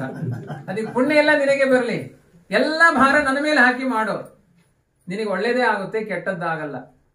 ಇಷ್ಟೆಲ್ಲ ಹೇಳಿದ ಮೇಲೂ ಮಾಡಲ್ಲ ಅಂದ್ರೆ ಯಥೇಚ್ಛಸಿ ತಥಾಕುರು. ಹೇಳಬೇಕಾದ ಕರ್ತವ್ಯ ನಾನು ಮಾಡಿದ್ದೇನೆ, ಇದರಲ್ಲಿ ಬಲಾತ್ಕಾರ ಇಲ್ಲ, ಧರ್ಮದಲ್ಲಿ ಬಲಾತ್ಕಾರ ಇಲ್ಲ, ಮಾಡಿ ಅಂತ ಹೇಳೋದು. ಕೊನೆಗೆ ಮಾಡಲಿಲ್ಲ ಅಂತ ಆದ್ರೆ ಅದರ ಅನರ್ಥಗಳೇನಿದೆಯೋ ಅದನ್ನು ನೀವು ಅನುಭವಿಸಬೇಕಾಗುತ್ತೆ ಅಂತ ಹೇಳಿ ಮೌನ ವಹಿಸುವುದು. ಆದ್ರೆ ಹೇಳೋದನ್ನು ನಿಲ್ಲಿಸಬಾರದು. ಯಥೇಚ್ಛಸಿ ತಥಾಕುರು ಅಂದ್ರೆ ಕೃಷ್ಣ ಅವನ ಅರ್ಜುನ ಹೇಳ್ತಾನೆ, ಇನ್ನೂ ನಾನು ಮಾಡಲ್ಲ ಅಂದ್ರೆ ಒಂದಷ್ಟು ಧರ್ಮದ ಉಪದೇಶಗಳೇ ಬರ್ತಾ ಇತ್ತು, ಕೇಳಲಿಕ್ಕೆ ಚೆನ್ನಾಗಿತ್ತು ಪ್ರವಚನ ಅಂತ ಸುಮ್ಮನೆ ಕೂತಿದ್ದೆ ಅಷ್ಟೇ. ನೀನು ಮೊದಲನೇ ದಿನ ಹೇಳಿದಾಗಲೇ ನಾನು ಮಾಡಬೇಕು ಅಂತ ಅನಿಸಿದೆ, ಮೊದಲನೇ ವಾಕ್ಯದಲ್ಲೇ ಅನಿಸಿದೆ, ಕರಿಷ್ಯೆ ವಚನಂ ತವ, ನಿನ್ ಮಾತು ಕೇಳಿಲ್ಲ ಆದ್ರೆ ನಾನು ಮೂರ್ಖನಾಗಿ ಬಿಡ್ತೇನೆ, ನಾನು ಯುದ್ಧ ಮಾಡ್ತೀನಿ ಅಂತ ಶೆಟದು ನಿಂತುಕೊಳ್ತಾನೆ ಅರ್ಜುನ. ಇದರ ಸಮಗ್ರ ಭಗವದ್ಗೀತೆ ಮೊದಲಿಂದ ಕೊನೆಯ ತನಕ ಸುಮ್ಮನೆ ಹೀಗೆ ಸಂಚಾರ ಮಾಡಿ ಬಂದಿದ್ದೇನೆ ಅಷ್ಟೇ. ಎಲ್ಲೋ ಏನೋ ಒಂದ್ ಕಡೆ ನಿಂತು ನಾನು ಮಾತನಾಡಿಲ್ಲ. ಇದರ ತಾತ್ಪರ್ಯಾರ್ಥ ಏನು ಅಂತಂದ್ರೆ, ನಮ್ಮ ಜೀವನದಲ್ಲಿ ಭಾಗವತ ಹೇಳುತ್ತೆ, ಅವಿಜ್ಞಾತ ಸಖ ಅಂತ ಒಬ್ಬ ಇರ್ತಾನೆ, ಪ್ರತ್ಯಕ್ಷವಾಗಿ ಕೃಷ್ಣ ಅಲ್ಲಿ ಕಂಡ. ಧರ್ಮ ಮಾಡಿ ಅಧರ್ಮ ಮಾಡಿ, ಒಳಗಡೆಯಿಂದ ಇದು ಅಧರ್ಮ ಅಂತ ಚುಚ್ಚುತ್ತೆ ನಮ್ಮ ಮನಸ್ಸು, ಇದು ಧರ್ಮ ಅಂತ ಒಳಗಡೆಯಿಂದ ಉತ್ಸಾಹ ಬರುತ್ತೆ. ಅದು ಎರಡಕ್ಕೂ ಕಾರಣ ತಿಳಿಯದ ಒಬ್ಬ ಗೆಳೆಯ ನಮ್ಮ ಒಳಗಡೆಯೇ ಇದ್ದಾನೆ. ಅವನನ್ನ ಅವಿಜ್ಞಾತ ಸಖ ಅಂತ ಕರೆದಿದ್ದಾರೆ, ತಿಳಿಯದ ಗೆಳೆಯ ಅಂತ. ಯಾರು? ಅದು ಪರಮಾತ್ಮನೇ ನಮ್ಮ ಒಳಗಡೆಯಿಂದ ಪ್ರೇರಣೆ ಮಾಡ್ತಾ ಇರ್ತಾನೆ. ಇಂತಹ ಸತ್ಕರ್ಮ ಮಾಡು, ನೀನ್ ಹಾಳಾಗ್ತಾ ಇದ್ದಿ. ನಾವು ಏನು ಕೆಟ್ಟ ಕೆಲಸ ಮಾಡಿದ್ರು ಒಳಗಡೆಯಿಂದ ನಮ್ಮ ಮನಸ್ಸು ಚುಚ್ಚುತ್ತೆ. ಯಾರು ಚುಚ್ಚುತ್ತಾರ ಬಿಡ್ತಾರ, ನಮ್ಮ ಮನಸ್ಸೇ ನಮ್ಮನ್ನು ಚುಚ್ಚುತ್ತೆ. ಏನ್ ಸತ್ಕರ್ಮ ಮಾಡಿದ್ರು ಮನಸ್ಸೇ ಉತ್ಸಾಹ ತಾಳುತ್ತೆ. ಕೆಲವರು ಹೇಳ್ತಾರೆ ನೀವು ಸತ್ಕರ್ಮ ಮಾಡಿಲ್ಲ, ನಂಗೆ ಗೊತ್ತು ಬಿಡಿ, ನಾನು ಏನು ಮಾಡಿದ್ದೇನೆ ನನಗೆ ಗೊತ್ತಿದೆ. ಮನಸ್ಸಿನಲ್ಲಿ ಉತ್ಸಾಹ ಇದೆ ಅವರಿಗೆ. ತಾನು ಸುಮ್ನೆ ಮಿಥ್ಯಾಪವಾದ ಹಾಕಿದ್ರೆ ನಾನು ಏನು ನನಗೆ ಗೊತ್ತಿದೆ, ಕುಗ್ಲಿಕ್ಕೆ ಹೋಗೋದಿಲ್ಲ. ಆದ್ರಿಂದ ಒಂದು ರೀತಿಯಲ್ಲಿ ನನಗೆ ಯಾವಾಗಲೂ ನಿತ್ಯ ಬಂಧು ಆದವನು ಪರಮಾತ್ಮ. ಇನ್ನೆಲ್ಲ ತಾತ್ಕಾಲಿಕ, ಇರ್ತಾರೆ ಹೋಗ್ತಾ ಇರ್ತಾರೆ, ಇದಕ್ಕೆಲ್ಲ ಚಲನೆ ಇದೆ. ಚಲನೆಯೇ ಇಲ್ಲದೆ ಸ್ಥಿರವಾಗಿರುವಂತಹದ್ದು ಯಾವುದು ಅಂದ್ರೆ ಧರ್ಮ ಮಾತ್ರ. ಆದ್ರಿಂದ ಏನು ಗೃಹೀತ ಯುವಕೇಶೇಷು ಮೃತ್ಯುನಾ ಧರ್ಮಮಾಚರೇತ್. ಮರಣ ಯಾವಾಗಲೂ ಸನ್ನಿಹಿತವಾಗಿದೆ. ಕೆಲವರು ಮರಣವನ್ನ ಆಕ್ಸಿಡೆಂಟ್ ಅಂತ ತಿಳ್ಕೊಂಡಿದ್ದಾರೆ. ಮರಣ ಆಕ್ಸಿಡೆಂಟ್ ಅಲ್ಲ, ಹುಟ್ಟಿದ ದಿನದಿಂದ ಮರಣ ಇದೆ. ಆದ್ರಿಂದ ಮರಣ ಅನ್ನುವುದು ಜಾತಸ್ಯ ಧ್ರುವಂ ಮೃತ್ಯು ಧ್ರುವಂ ಜನ್ಮ ಮೃತಸ್ಯ ಚ ತಸ್ಮಾದ್ ಅಪರಿಹಾರ್ಯ ಇರ್ತೆ ನತ್ವಂ ಶೋಚಿತಂ ಅರ್ಹಸಿ. ಯಾರು ಹುಟ್ಟುತ್ತಾನೆ ಅವನ್ ನಿಯಮೇನ ಸಾಯ್ತಾನೆ, ಯಾರು ಸಾಯ್ತಾನೆ ಅವನ್ ನಿಯಮೇನ ಹುಟ್ಟುತ್ತಾನೆ. ಹಾಗಾಗಿ ಯಾರಾದ್ರೂ ಸತ್ರು ಅಂದ್ಬಿಟ್ಟು ಅಲ್ಲಿ ಹೋಗಿ ಅಳಬಾರದಂತೆ. ಅಳುವುದಾದ್ರೂ ಅಳಿ, ಏನ್ ಪರವಾಗಿಲ್ಲ. ಎಲ್ಲಿಯ ತನಕ? ಆ ಹೆಣಕ್ಕೆ ಬೆಂಕಿ ಹಾಕೋಕ್ಕಿಂತ ಮೊದಲೇ ಹತ್ತು ಮುಗಿಸ್ಬೇಕಂತೆ. ಸುಟ್ಟ ಮೇಲೆ ಅಳಬಾರದಂತೆ. ನಾವು ಆಮೇಲೆ ಹತ್ರ ಆ ಕಣ್ಣೀರು, ಆ ಮೂಗಿನ ಶ್ಲೇಷ್ಮ ಎಲ್ಲ ಅವರಿಗೆ ಆಹಾರ ಆಗಿಬಿಡುತ್ತಂತೆ. ಅದಕ್ಕೆ ಅಳಬಾರದು ಅಂತ ಹೇಳಿದ್ದಾರೆ. ಅಳುವುದು ಮೊದಲಾದ್ರೂ ಅಳಬಹುದು. ಯಾಕೆ ಅಂತಂದ್ರೆ ಅವರ ಬಗ್ಗೆ ಅಲ್ಲ, ಸತ್ತವರಿಗೆ ಸೂರ್ಯೋದಯ ಇದೆ, ಬದುಕಿದ ನಿನಗೆ ಅಸ್ತಮಾನ ಇದೆ, ಅದಕ್ಕೆ ನಿನ್ನನ್ನು ನೋಡಿ ಅಳು ಅಂತ ಹೇಳಿದ್ದು ಮಹಾಭಾರತ. ಅವರ ಬಗ್ಗೆ ಅಳು ಅಲ್ಲ. ಅವರದ್ದು ಮುಗಿತು ಜೀವನ, ಇನ್ನೊಂದು ಬಾರಿ ಅವರಿಗೆ ಜನ್ಮ ಇದೆ. ಆದರೆ ಜನ್ಮ ಇರುವಂತಹ ನನಗೆ ಇನ್ನ ಮರಣ ಇದೆ, ನಾನು ಮಸಣಕ್ಕೆ ಹತ್ರ ಆಗ್ತಾ ಇದ್ದೇನೆ ಅಂತ ಅಧ್ಯಾತ್ಮ ಬೋಧೆ ನಮಗಾಗಿ ಇರುವುದು. ಹಾಗಾಗಿ ಯಾರು ಹುಟ್ಟುತ್ತಾರೆ ಅವರು ಮತ್ತೆ ಸಾಯ್ತಾರೆ, ಯಾರು ಸಾಯ್ತಾರೆ ಅವರು ಹುಟ್ಟುತ್ತಾರೆ. ಅದು ಒಮ್ಮೆಲೆ ಬರಲ್ಲ. ಹಾಗಾಗಿ ನಮ್ಮನ್ನೆಲ್ಲ ನೋಡ್ಕೊಂಡ್ರೆ ಅರ್ಧ ಸತ್ತವರು, ಕಾಲ್ಭಾಗ ಸತ್ತವರು, ಸಾಯ್ತಾ ಇರೋರು, ಆಯ್ತಾ, ಮುಕ್ಕಾಲು ಭಾಗ ಸತ್ತವರು, ಇನ್ನೊಂದು ಚೂರು ಮಾತ್ರ ಬಾಕಿ ಇರೋರು ಅಂತ. ಅದನ್ನೇ ಭಾಗವತ ಯಥಾ ವ್ಯಾಲಗಲಸ್ತೋಪಿ ಬೇಕೋ ದಂಶಾನ್ ಅಪೇಕ್ಷತೆ. ಬೆಕ್ಕುಗಳು ಇಲಿಯನ್ನು ಹೊಡೆದು ಬಿಟ್ಟು ಸಾಯಿಸಿ ತಿನ್ನುತ್ತೆ, ಸರ್ಪಗಳು ಇಲಿಯನ್ನ ಹಾಗೆ ನುಂಗುತ್ತೆ. ಹೇಳಿ ಯಾರಾದ್ರೂ, ಸರ್ಪ ಇಲಿಯನ್ನು ಹಿಡಿದ ಮೇಲೆ ಇಲಿಯ ಪ್ರಾಣ ಎಲ್ಲ ಹೋಯ್ತು ಹೇಳಿ ನೋಡೋಣ. ಕಚ್ಚಿದ ತಕ್ಷಣ ಹೋಯ್ತಾ?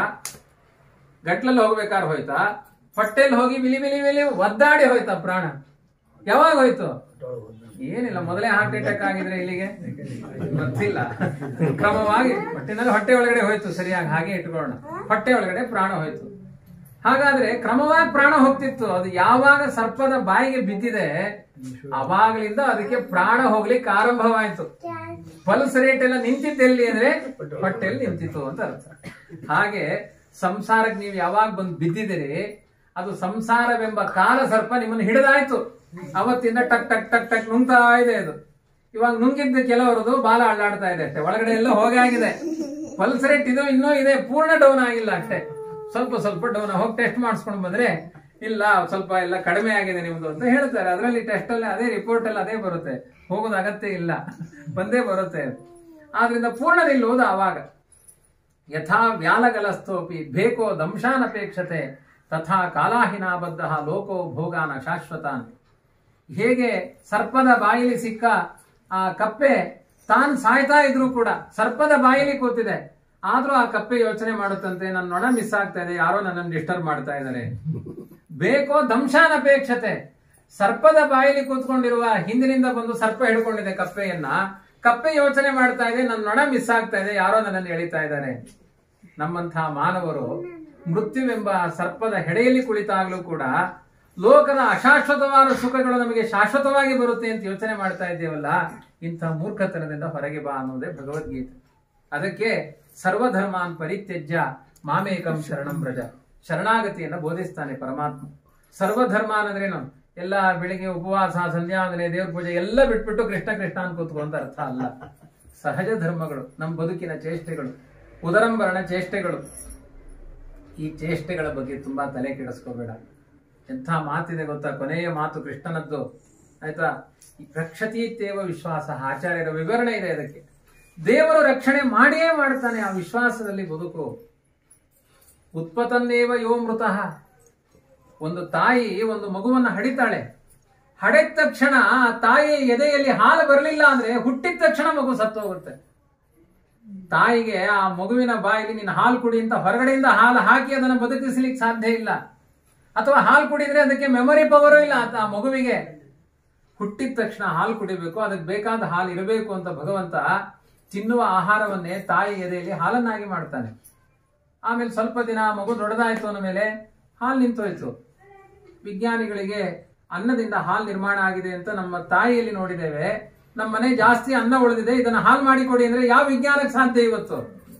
ಅವ್ರವ್ರ ಮನೆಯಲ್ಲಿ ಉಳಿದ ಕುಂಬಳಕಾಯಿ ಹುಳಿಯೆಲ್ಲ ಹಾಲಾಗ್ಬೇಕಾಗಿತ್ತು. ಆಗ್ತಾ ಇದೆಯಾ? ವಿಜ್ಞಾನ ಸೋಲ್ತಾ ಇದೆಯಾ ಇಲ್ವಾ? ಪರಮಾತ್ಮನ ಸಂಕಲ್ಪ. ಈ ಚೇತನಕ್ಕೆ ನಾನು ಇವಾಗ ಹಾಲು ನಿರ್ಮಾಣ ಮಾಡಲಿಲ್ಲ ಅಂದ್ರೆ ಇದು ಪ್ರಾಣ ಹೊರಟು ಹೋಗುತ್ತೆ. ರಕ್ಷಕ ನಾನಾಗಿ ನಿಲ್ಲಬೇಕು ಅಂತ ಸರಕ್ಷಿತ ರಕ್ಷತಿ ಯೋಹಿ ಗರ್ಭೆ. 9 ತಿಂಗಳು ಉಸಿರಾಟ ಇಲ್ದೇನೆ ಆ ಮಗುವನ್ನು ಬದುಕಿಸಿದ. ಉಸಿರಾಟ ಆರಂಭ ಆದ್ಮೇಲೆ ಹಾಲು ಕೊಟ್ಟು ಬದುಕಿಸಿದ. ಮತ್ತೆ ಆಮೇಲೆ ನಾವು ಬದುಕಿಸಿದ್ದು ಅಂದ್ರೆ ಏನ್ ಅರ್ಥ ರೀ? ಕ್ರಿಟಿಕಲ್ ಸಮಸ್ಯೆಯಲ್ಲೇ ನಾವು ರಕ್ಷಕರಾಗದೇ ಇದ್ದವರು ಕೈಕಾಲು ಗಟ್ಟಿ ಆದ್ಮೇಲೆ ನೀವೇನ್ ರಕ್ಷಕರು? ಗಟ್ಟಿಯಾಗಿ ರಕ್ಷಿಪನು, ಇದಕ್ಕೆ ಸಂಶಯವಿಲ್ಲ. ಎಲ್ಲರನ್ನೂ ರಕ್ಷಣೆ ಮಾಡುವನು ಪರಮಾತ್ಮ. ಅವನ ಬಗ್ಗೆ ನಂಬಿಕೆ ತಾಳಿ ನಾನು ಅನ್ನುವುದನ್ನ ಬದಿಗಿಡಿ. ಇನ್ನು ಹೊರಗಡೆ ವ್ಯಾಪಾರಗಳು, ನಿಮ್ಮ ಸುಖ ದುಃಖಗಳಿಗೋಸ್ಕರ ನಾವೀಗ ದೇವರನ್ನ ಯಾಕೆ ದೂರ ಸರಿಸ್ತಾ ಇದೀವಿ ಅಂದ್ರೆ, ನಮ್ಮ ಹೆಂಡತಿ ಮಕ್ಕಳನ್ನ ದೇವ್ರು ಸಾಕ್ಲಿಕ್ಕೆ ಬರ್ತಾನ ಅಂತ ಕೇಳೋದು ಒಂದು ಪ್ರಶ್ನೆ. ಸುಮ್ಮನೆ ಮನಸ್ಸೊಳಗಡೆ ಕೇಳೋದು. ನಾವೆಲ್ಲಾ ಕೆಲಸ ಬಿಟ್ಬಿಟ್ಟು ಆಚಾರ್ಯ ಹೇಳಿದಂಗೆ ಕೇಳ್ಬಿಟ್ರೆ, ಮಧ್ವಾಚಾರ್ಯ ಹೇಳಿದಂಗೆ ನಮಗೆ ಊಟ ಸಿಗುವುದು ಹೇಗೆ? ನಮ್ಮ ಜೀವನ ಹೇಗೆ? ಅಲ್ಲರಿ, ಎಂಥ ಆನೆ ದಿನಕ್ಕೆ 8 ಪಲ್ಲ ಅನ್ನ ತಿನ್ನತ್ತು. ಭತ್ತ ಗದ್ದೆಗೆ ನುಗ್ಗಿದ್ರೆ 8 ಪಲ್ಲ. ಯಾವಾಗಲೂ ಮರೆಯಲ್ಲ ನಾನು, ಯಾಕೆಂದ್ರೆ ನಮ್ ಗದ್ದೆಗೆ ನುಗ್ಬಿಟ್ಟಿತ್ತು. 8 ಪಲ್ಲ ಭತ್ತ ತಿನ್ಬಿಟ್ಟಿದೆ ಒಂದು ಆನೆ. ಆಯ್ತಾ? ಅದಕ್ಕೆ ಆಹಾರ ನಿರ್ಮಾಣ ಮಾಡಿದಾನ ಇಲ್ಲ ದೇವರು. ಆದ್ರಿಂದ ಗಜಲಕ್ಷ್ಮಿ ಪ್ರಿಯತಾಮ್ ಅಂತ ಹೇಳಿದ್ರೆ ಪುಣ್ಯ ಬರುತ್ತೆ. ಅದನ್ನೇ ಕೊರಗ್ತಾ ಇದ್ರೆ ಅರ ಏನು ಅಷ್ಟು. ಅದು ಏನಾದ್ರೂ ಒಂದು ಬಾರಿ 8 ಪಲ್ಲ ಅಕ್ಕಿ ಸಂಗ್ರಹ ಮಾಡಿಕೊಳ್ಳಿಕ್ಕೆ ಆನೆ ಏನಾದ್ರೂ ಒಂದು ಬಾರಿ ಮಾತನಾಡಿತ ಯಜಮಾನನ ಹತ್ರ. ಒಳ್ಳೆ ಮಾತಾಡಿ ಮಾತಾಡಿ ಹೊಟ್ಟೆ ತುಂಬಿಸ್ಕೊಂತ. 84 ಲಕ್ಷ ಜೀವರಾಶಿಗಳಲ್ಲಿ ಭಗವಂತ ನಾಲಿಗೆಯನ್ನ ಯಾವ ಜೀವರಾಶಿಗಳಿಗೂ ಕೊಟ್ಟಿಲ್ಲ ಮಾತನಾಡುವ ಶಕ್ತಿ. ಮನುಷ್ಯರಿಗೆ ಕೊಟ್ಟಿದ್ದಾನೆ. ಅದು ಹೊಟ್ಟೆ ತುಂಬಿಸ್ಲಿಕ್ಕಲ್ಲ. ಹೊಟ್ಟೆ ತುಂಬಲಿಕ್ಕೆ ಮಾತಿನ ಶಕ್ತಿ ಇಲ್ದೇನೆ ಇದ್ರು ಹೊಟ್ಟೆ ತುಂಬುತ್ತೆ. ಆದ್ರೆ ಈ ಹೊಟ್ಟೆ ತುಂಬಲ್ಲ. ವಿಠಲ ವಿಠಲ ಅನ್ನಿ ಒಡಲ ಜಾಗಟೆಯ ಮಾಡಿ ನುಡಿವ ನಾಲಿಗೆಯ ಪಿಡಿದು ಬಿಡದೆ ಢಣಾರ್ ಢಣಾರೆಂದು ಬಿಡದ ಚಪ್ಪಳಿಕ್ಕುತ್ತ. ಯಾರು ಭಗವಂತನ ನಾಲಿಗೆಯಲ್ಲಿ ಕೊಂಡಾಡೋದಿಲ್ಲ, ಇದು ದರ್ದರಿ ಕೈವ ಅಂತ ಹೇಳಿದ್ದಾರೆ. ಅದೊಂದು ಕಪ್ಪೆ ಅಥವಾ ಅದೊಂದು ಮಾಂಸ ಸುಮ್ಮನೆ ಬೆಳ್ಕೊಂಡಿದೆ. ಯಾಕೆಂದ್ರೆ ಮಾಂಸದ ಮುದ್ದೆ ಅದೇನೋ ಆಕ್ಷನ್ ಇಲ್ಲ ಅದರಲ್ಲಿ. ಇದೊಂದು ಮಾಂಸದ ಮುದ್ದೆ, ದೇವರ ಬಗ್ಗೆ ಮಾತನಾಡ್ತಿಲ್ಲ ಅಂದ್ರೆ ಇದೊಂದು ಮಾಂಸದ ಮುದ್ದೆ, ಒಳ್ಳೆ ರಿಯಾಕ್ಷನ್ ಇಲ್ಲ ಅದರಲ್ಲಿ. ಆದ್ರಿಂದ ನಿಮ್ಮ ಜೀವನಕ್ಕಾಗಿ ಇಷ್ಟೊಂದು ಕಷ್ಟಪಡಬೇಡಿ. ಅಲ್ಲ, ಕಷ್ಟಪಡಬೇಡಿ ಅಂದ್ರೆ ಹೊಟ್ಟೆ ತುಂಬುವುದು ಹೇಗೆ? ಅದಕ್ಕೆ ಹೇಳ್ತಾರೆ, ಹೊಟ್ಟೆ ತುಂಬಬೇಕು ಅನ್ನೋದು ಭಗವಂತನ ಸಂಕಲ್ಪ ಇತ್ತು ಅಂದ್ರೆ ತುಂಬೇ ತುಂಬುತ್ತೆ. ಯಥಾ ದುಃಖಮಯತ್ನತಃ. ಪ್ರಹ್ಲಾದರಾಜರು, ರಾಯರ ವ್ಯಾಖ್ಯಾನ ಇದೆ ಇದಕ್ಕೆಲ್ಲ ವಿವರಣೆ. ಇದೇ ದೊಡ್ಡ ಹಿರಣ್ಯಕಶಿಪು ಜೊತೆಗೆ ಚರ್ಚೆ ಪ್ರಹ್ಲಾದರಾಜರಿಗೂ ಹಿರಣ್ಯಕಶಿಪುವಿಗೂ. ಸುಖ ದುಃಖಗಳಿಗೆ ನೇತಾರ ನೀನಲ್ಲ, ಅದು ಪರಮಾತ್ಮ. ಸುಖಂ ಈಶೇಚ್ಛೆಯ ನೃಣಾಂ ದುಃಖಂ ಚಾಪಿ ತದಿಚ್ಛೆಯ ನ ಸ್ವೇಚ್ಛೆಯ ಭವೇತ್ ಕಿಂಚಿತ್ ಹಂತ ಹಂತ ಅಫಲಾತವ ಅದತೋ ಮದತೋಂದಸ್ಯ ಜಿಹ್ವಾಂ ಭಕ್ವಾಚಿನೋ ನರ ಸಂತ ಕಾದಂತಿ ದಂತಾಸ್ತೆ ಹಂತ ಹಂತ ಅಫಲಾತವ. ತುಂಬಾ ನಾಲಿಗೆಯಲ್ಲಿ ಮಿಠಾಯಿ ಹಾಕೊಂಡು ಕೆಲವೊಮ್ಮೆ ಅಗಿಬೇಕಾದ್ರೆ ಮಿಠಾಯಿ ಬದಲು ನಾಲಿಗೆನ ಕಳಕ್ ಅಂತ ಅಗಿತೇವೆ. ನಮ್ಮ ಹಲ್ಲು ನಮ್ಮ ನಾಲಿಗೆ ಮಿಠಾಯಿ ಅಗಿಬೇಕು ಅನ್ನೋ ಸಂಕಲ್ಪ ಯಾಕೆ ನಾಲಿಗೆ ಜಜ್ಕೊಂಡು? ನಮ್ಮ ಅಹಂಕಾರ ಅಷ್ಟಿದೆ. ಎಲ್ಲ ನಾನೇ ಸುಖಕ್ಕೆ ಕಾರಣ ಅಂದ್ರೆ ಭಗವಂತ ಅಲ್ಲಿ ತೋರಿಸ್ತಾನೆ. ನಾವೇ ಎತ್ತಿದ ಗುಂಡುಕಲ್ಲನ್ನ ನಮ್ಮ ಕಾಲ ಮೇಲೆ ಹಾಕೊಂಡು ಒದ್ದಾಡ್ತೇವೆ. 15 ದಿನ ಯಾವ ಕೆಲಸನೂ ಮಾಡುವ ಹಾಗಿಲ್ಲ. ಮಿಕ್ಸಿಲಿ ಕೈ ಬೆರಳು ಇಟ್ಬಿಟ್ಟು ಸ್ವಯಂ ತಿರುಗಿಸೋದು ನಾವೇ, ಮತ್ತೊಬ್ಬರಲ್ಲ. ಈ ತರ ಬೇಕಾದಷ್ಟು ಅವ್ಯವಸ್ಥೆಗಳು ನಮ್ಮ ಜೀವನದಲ್ಲಿ ನಾವು ಮಾಡಿಕೊಳ್ತೇವೆ. ಇದರ ಅರ್ಥ ಏನು? ಸುಖ ದುಃಖಗಳಿಗೆ ನಾನ್ ನೇತಾರ ಅಲ್ಲ. ನಾನು ಬಯಸುವುದು ಸುಖ, ನನಗೆ ಬಂದಿದ್ದ ದುಃಖ. ಹೇಗೋ ಹಾಗೆ ನೀವು ಸುಖ ಬಯಸಿದ್ರು ದುಃಖ ಬರುತ್ತೆ, ದುಃಖ ಬಯಸಿದ್ರು ಸುಖ ಬರುತ್ತೆ. ಮಹಾಭಾರತದಲ್ಲಿ ಒಂದು ಕಥೆ ಇದೆ. ವಿಶ್ವಾಮಿತ್ರರು ಸಿಕ್ಕಾಪಟ್ಟೆ ಕಾಟ ಕೊಟ್ರಂತೆ ವಸಿಷ್ಠರಿಗೆ. ಸಿಕ್ಕಾಪಟ್ಟೆ ದೌರ್ಜನ್ಯ. ಮೊದಲನೇ ವಿಶ್ವಾಮಿತ್ರರೇ ಬೇರೆ, ಆಮೇಲಿನ ವಿಶ್ವಾಮಿತ್ರರೇ ಬೇರೆ. ಈಗ ನಮಗೆಲ್ಲ ಉಪಾಸ್ಯ ದೇವತೆ. ಮೊದಲನೇ ವಿಶ್ವಾಮಿತ್ರರು ಕಂಡಲ್ಲಿ ವಸಿಷ್ಠರ ಫ್ಯಾಮಿಲಿಯನ್ನು ಕೊಲೆನೇ ಮಾಡುದು. ಅವ್ರದ್ದು ಎಲ್ಲಾ ಸಂಸಾರ ಹಾಳಾಗಿ ಹೋಗಿ ನನ್ನ ಜೀವನದಲ್ಲಿ ಯಾವ ಭಗವದ್ಗೀತೆ ಓದಿದ್ರು ವಿಶ್ವಾಮಿತ್ರರಿಂದ ನೆಮ್ಮದಿ ಸಿಗಲ್ಲ ಅಂತ ಹಿಮಾಲಯದ ಮೇಲೆ ಹೋಗಿ ಗಂಗೆಗೆ ಹಾರಿ ಆತ್ಮಹತ್ಯೆ ಮಾಡ್ಕೊಳ್ಬೇಕು ಅಂತ ವಸಿಷ್ಠರು ಸಂಕಲ್ಪ ಮಾಡಿ ನಿಂತ್ರಂತ. ನಾವು ನಿಂತಾಗ ಯಾರಾದ್ರೂ ರಕ್ಷಣೆ ಮಾಡ್ಲಿಕ್ಕೆ ಬರ್ತಾರಂತ ಕಾಯ್ತೀವಿ. ವಸಿಷ್ಠರು ಹಾರೇ ಬಿಟ್ರು ಗಂಗೆಗೆ. ಗಂಗೆ ಹೂವಿನ ತರ ಆಗಿ 100 ಹೋಳಾಗಿ ಆಚೆ ನಿಂತ್ಲಂತೆ. ವಸಿಷ್ಠರು ಕೇಳ್ತಾರೆ, ಯಾಕೆ ನನ್ನನ್ನು ಎಳ್ಕೊಳ್ಳಿಲ್ಲ? ನಿಮ್ಮಂತ ಜ್ಞಾನಿಗಳನ್ನು ಕೊಂದ ಪಾಪ ನನಗೆ ಯಾಕೆ? ನಾನ್ ತಯಾರಿಲ್ಲ ಅಂತ ಶತುದ್ರಿ ಅಂತ 100 ಸೀಳಾಗಿ ಹೊರಟೋದ್ಲಂತೆ. ವಸಿಷ್ಠರು ಹೇಳಿಕೊಡ್ತಾರೆ, ನಾನು ಅಷ್ಟು ಎತ್ತರದ ಹಿಮಾಲಯದಿಂದ ಕೆಳಗಡೆ ಅಪ್ಪಳಿಸಿ ಬಿದ್ದಾಗ ಒಂದು ಎಲುಬು ಸಿಗಬಾರದಾಗಿತ್ತು, ನಾನು ಒಂದು ರೋಮವೂ ಕೊಂಕಲಿಲ್ಲ. ಸುಖ ದುಃಖಗಳಿಗೆ ನೇತಾರ ಪರಮಾತ್ಮ ಆದ್ಮೇಲೆ ಅವನನ್ನು ನಂಬಿ ಬದುಕ್ತೀನಿ ಅಂತ ವಸಿಷ್ಠರು ಹೊರಟು ಅಷ್ಟರಲ್ಲಿ ವಿಶ್ವಾಮಿತ್ರ ಶರಣಾಗತರಾಗಿ ಬಂದರು. ಆದ್ರಿಂದ ಎಲ್ಲಾ ಸುಖ ದುಃಖಗಳಿಗೂ ನೇತಾರ ಪರಮಾತ್ಮ. ಕೆಲವೊಮ್ಮೆ ನಾವು ಅನ್ಕೊಳ್ತೇವೆ ಸುಖಕ್ಕೆ ನಾನು ದುಃಖಕ್ಕೆ ಅವರು ಅಂತ. ಸುಖಕ್ಕೂ ಅವನೇ ದುಃಖಕ್ಕೂ ಅವನೇ. ನೀವು ಪ್ರಯತ್ನ ಮಾಡಿ ದುಃಖ ಬರುತ್ತಾ? ಯಾರಾದ್ರೂ ಇಷ್ಟೊಂದು ಜನ ರಾಯರಿಗೆ ಹೋಗಿ ಪ್ರದಕ್ಷಿಣೆ ಹಾಕ್ತಾರೆ. ಪ್ರದಕ್ಷಿಣೆ ಮುಗಿದ ಕೊನೆಯ ದಿನ ರಾಯರೇ ನನಗೊಂದು ಕಷ್ಟ ಬರುವಂಗ್ ಮಾಡಿ, ನನ್ನ ಕೈಕಾಲು ಮುರಿಯೋಂಗ್ ಮಾಡಿ ಅಂತ ಯಾರಾದ್ರೂ ಕೇಳ್ಕೊಂಡಿದಾರಾ? ಮುರಿದಿದೆಯಾ ಇಲ್ವಾ? ಅಷ್ಟು ಪ್ರದಕ್ಷಿಣೆ ಮಾಡಿದ್ರೆ ಎಷ್ಟೋ ಜನಕ್ಕೆ ಮುರಿಯುತ್ತೆ ಯಾವುದೋ ಪ್ರಕರಣದಲ್ಲಿ. ನೀವು ಕೇಳಲಿಲ್ಲ ಅಂದ್ರೂ ಕಷ್ಟ ಬರುತ್ತಾ ಇಲ್ವಾ? ಹಾಗೆ ನೀವು ಕೇಳಲಿಲ್ಲ ಅಂದ್ರೂ ಸುಖ ಬರುತ್ತೇನೆ ಅಲ್ವಾ? ಮನೆಯಲ್ಲಿ 10 ದಿನ ಒದ್ದಾಡ್ತಾ ಇದ್ದು ಒಳ್ಳೆ ಸಾರು ತಿನ್ನಬೇಕು ಅಂತ ಸಿಗಲೇ ಇಲ್ಲ. ಎಷ್ಟು ಪ್ರಯತ್ನ ಮಾಡಿದ್ರು 3 ಗಂಟೆ ಟೈಮ್ ವೇಸ್ಟ್. ಯಾವ ಒಗ್ಗರಣೆ ಯಾವ ಯೂಟ್ಯೂಬ್ ನೋಡಿದ್ರು ಆ ರುಚಿ ಬರಲಿಲ್ಲ.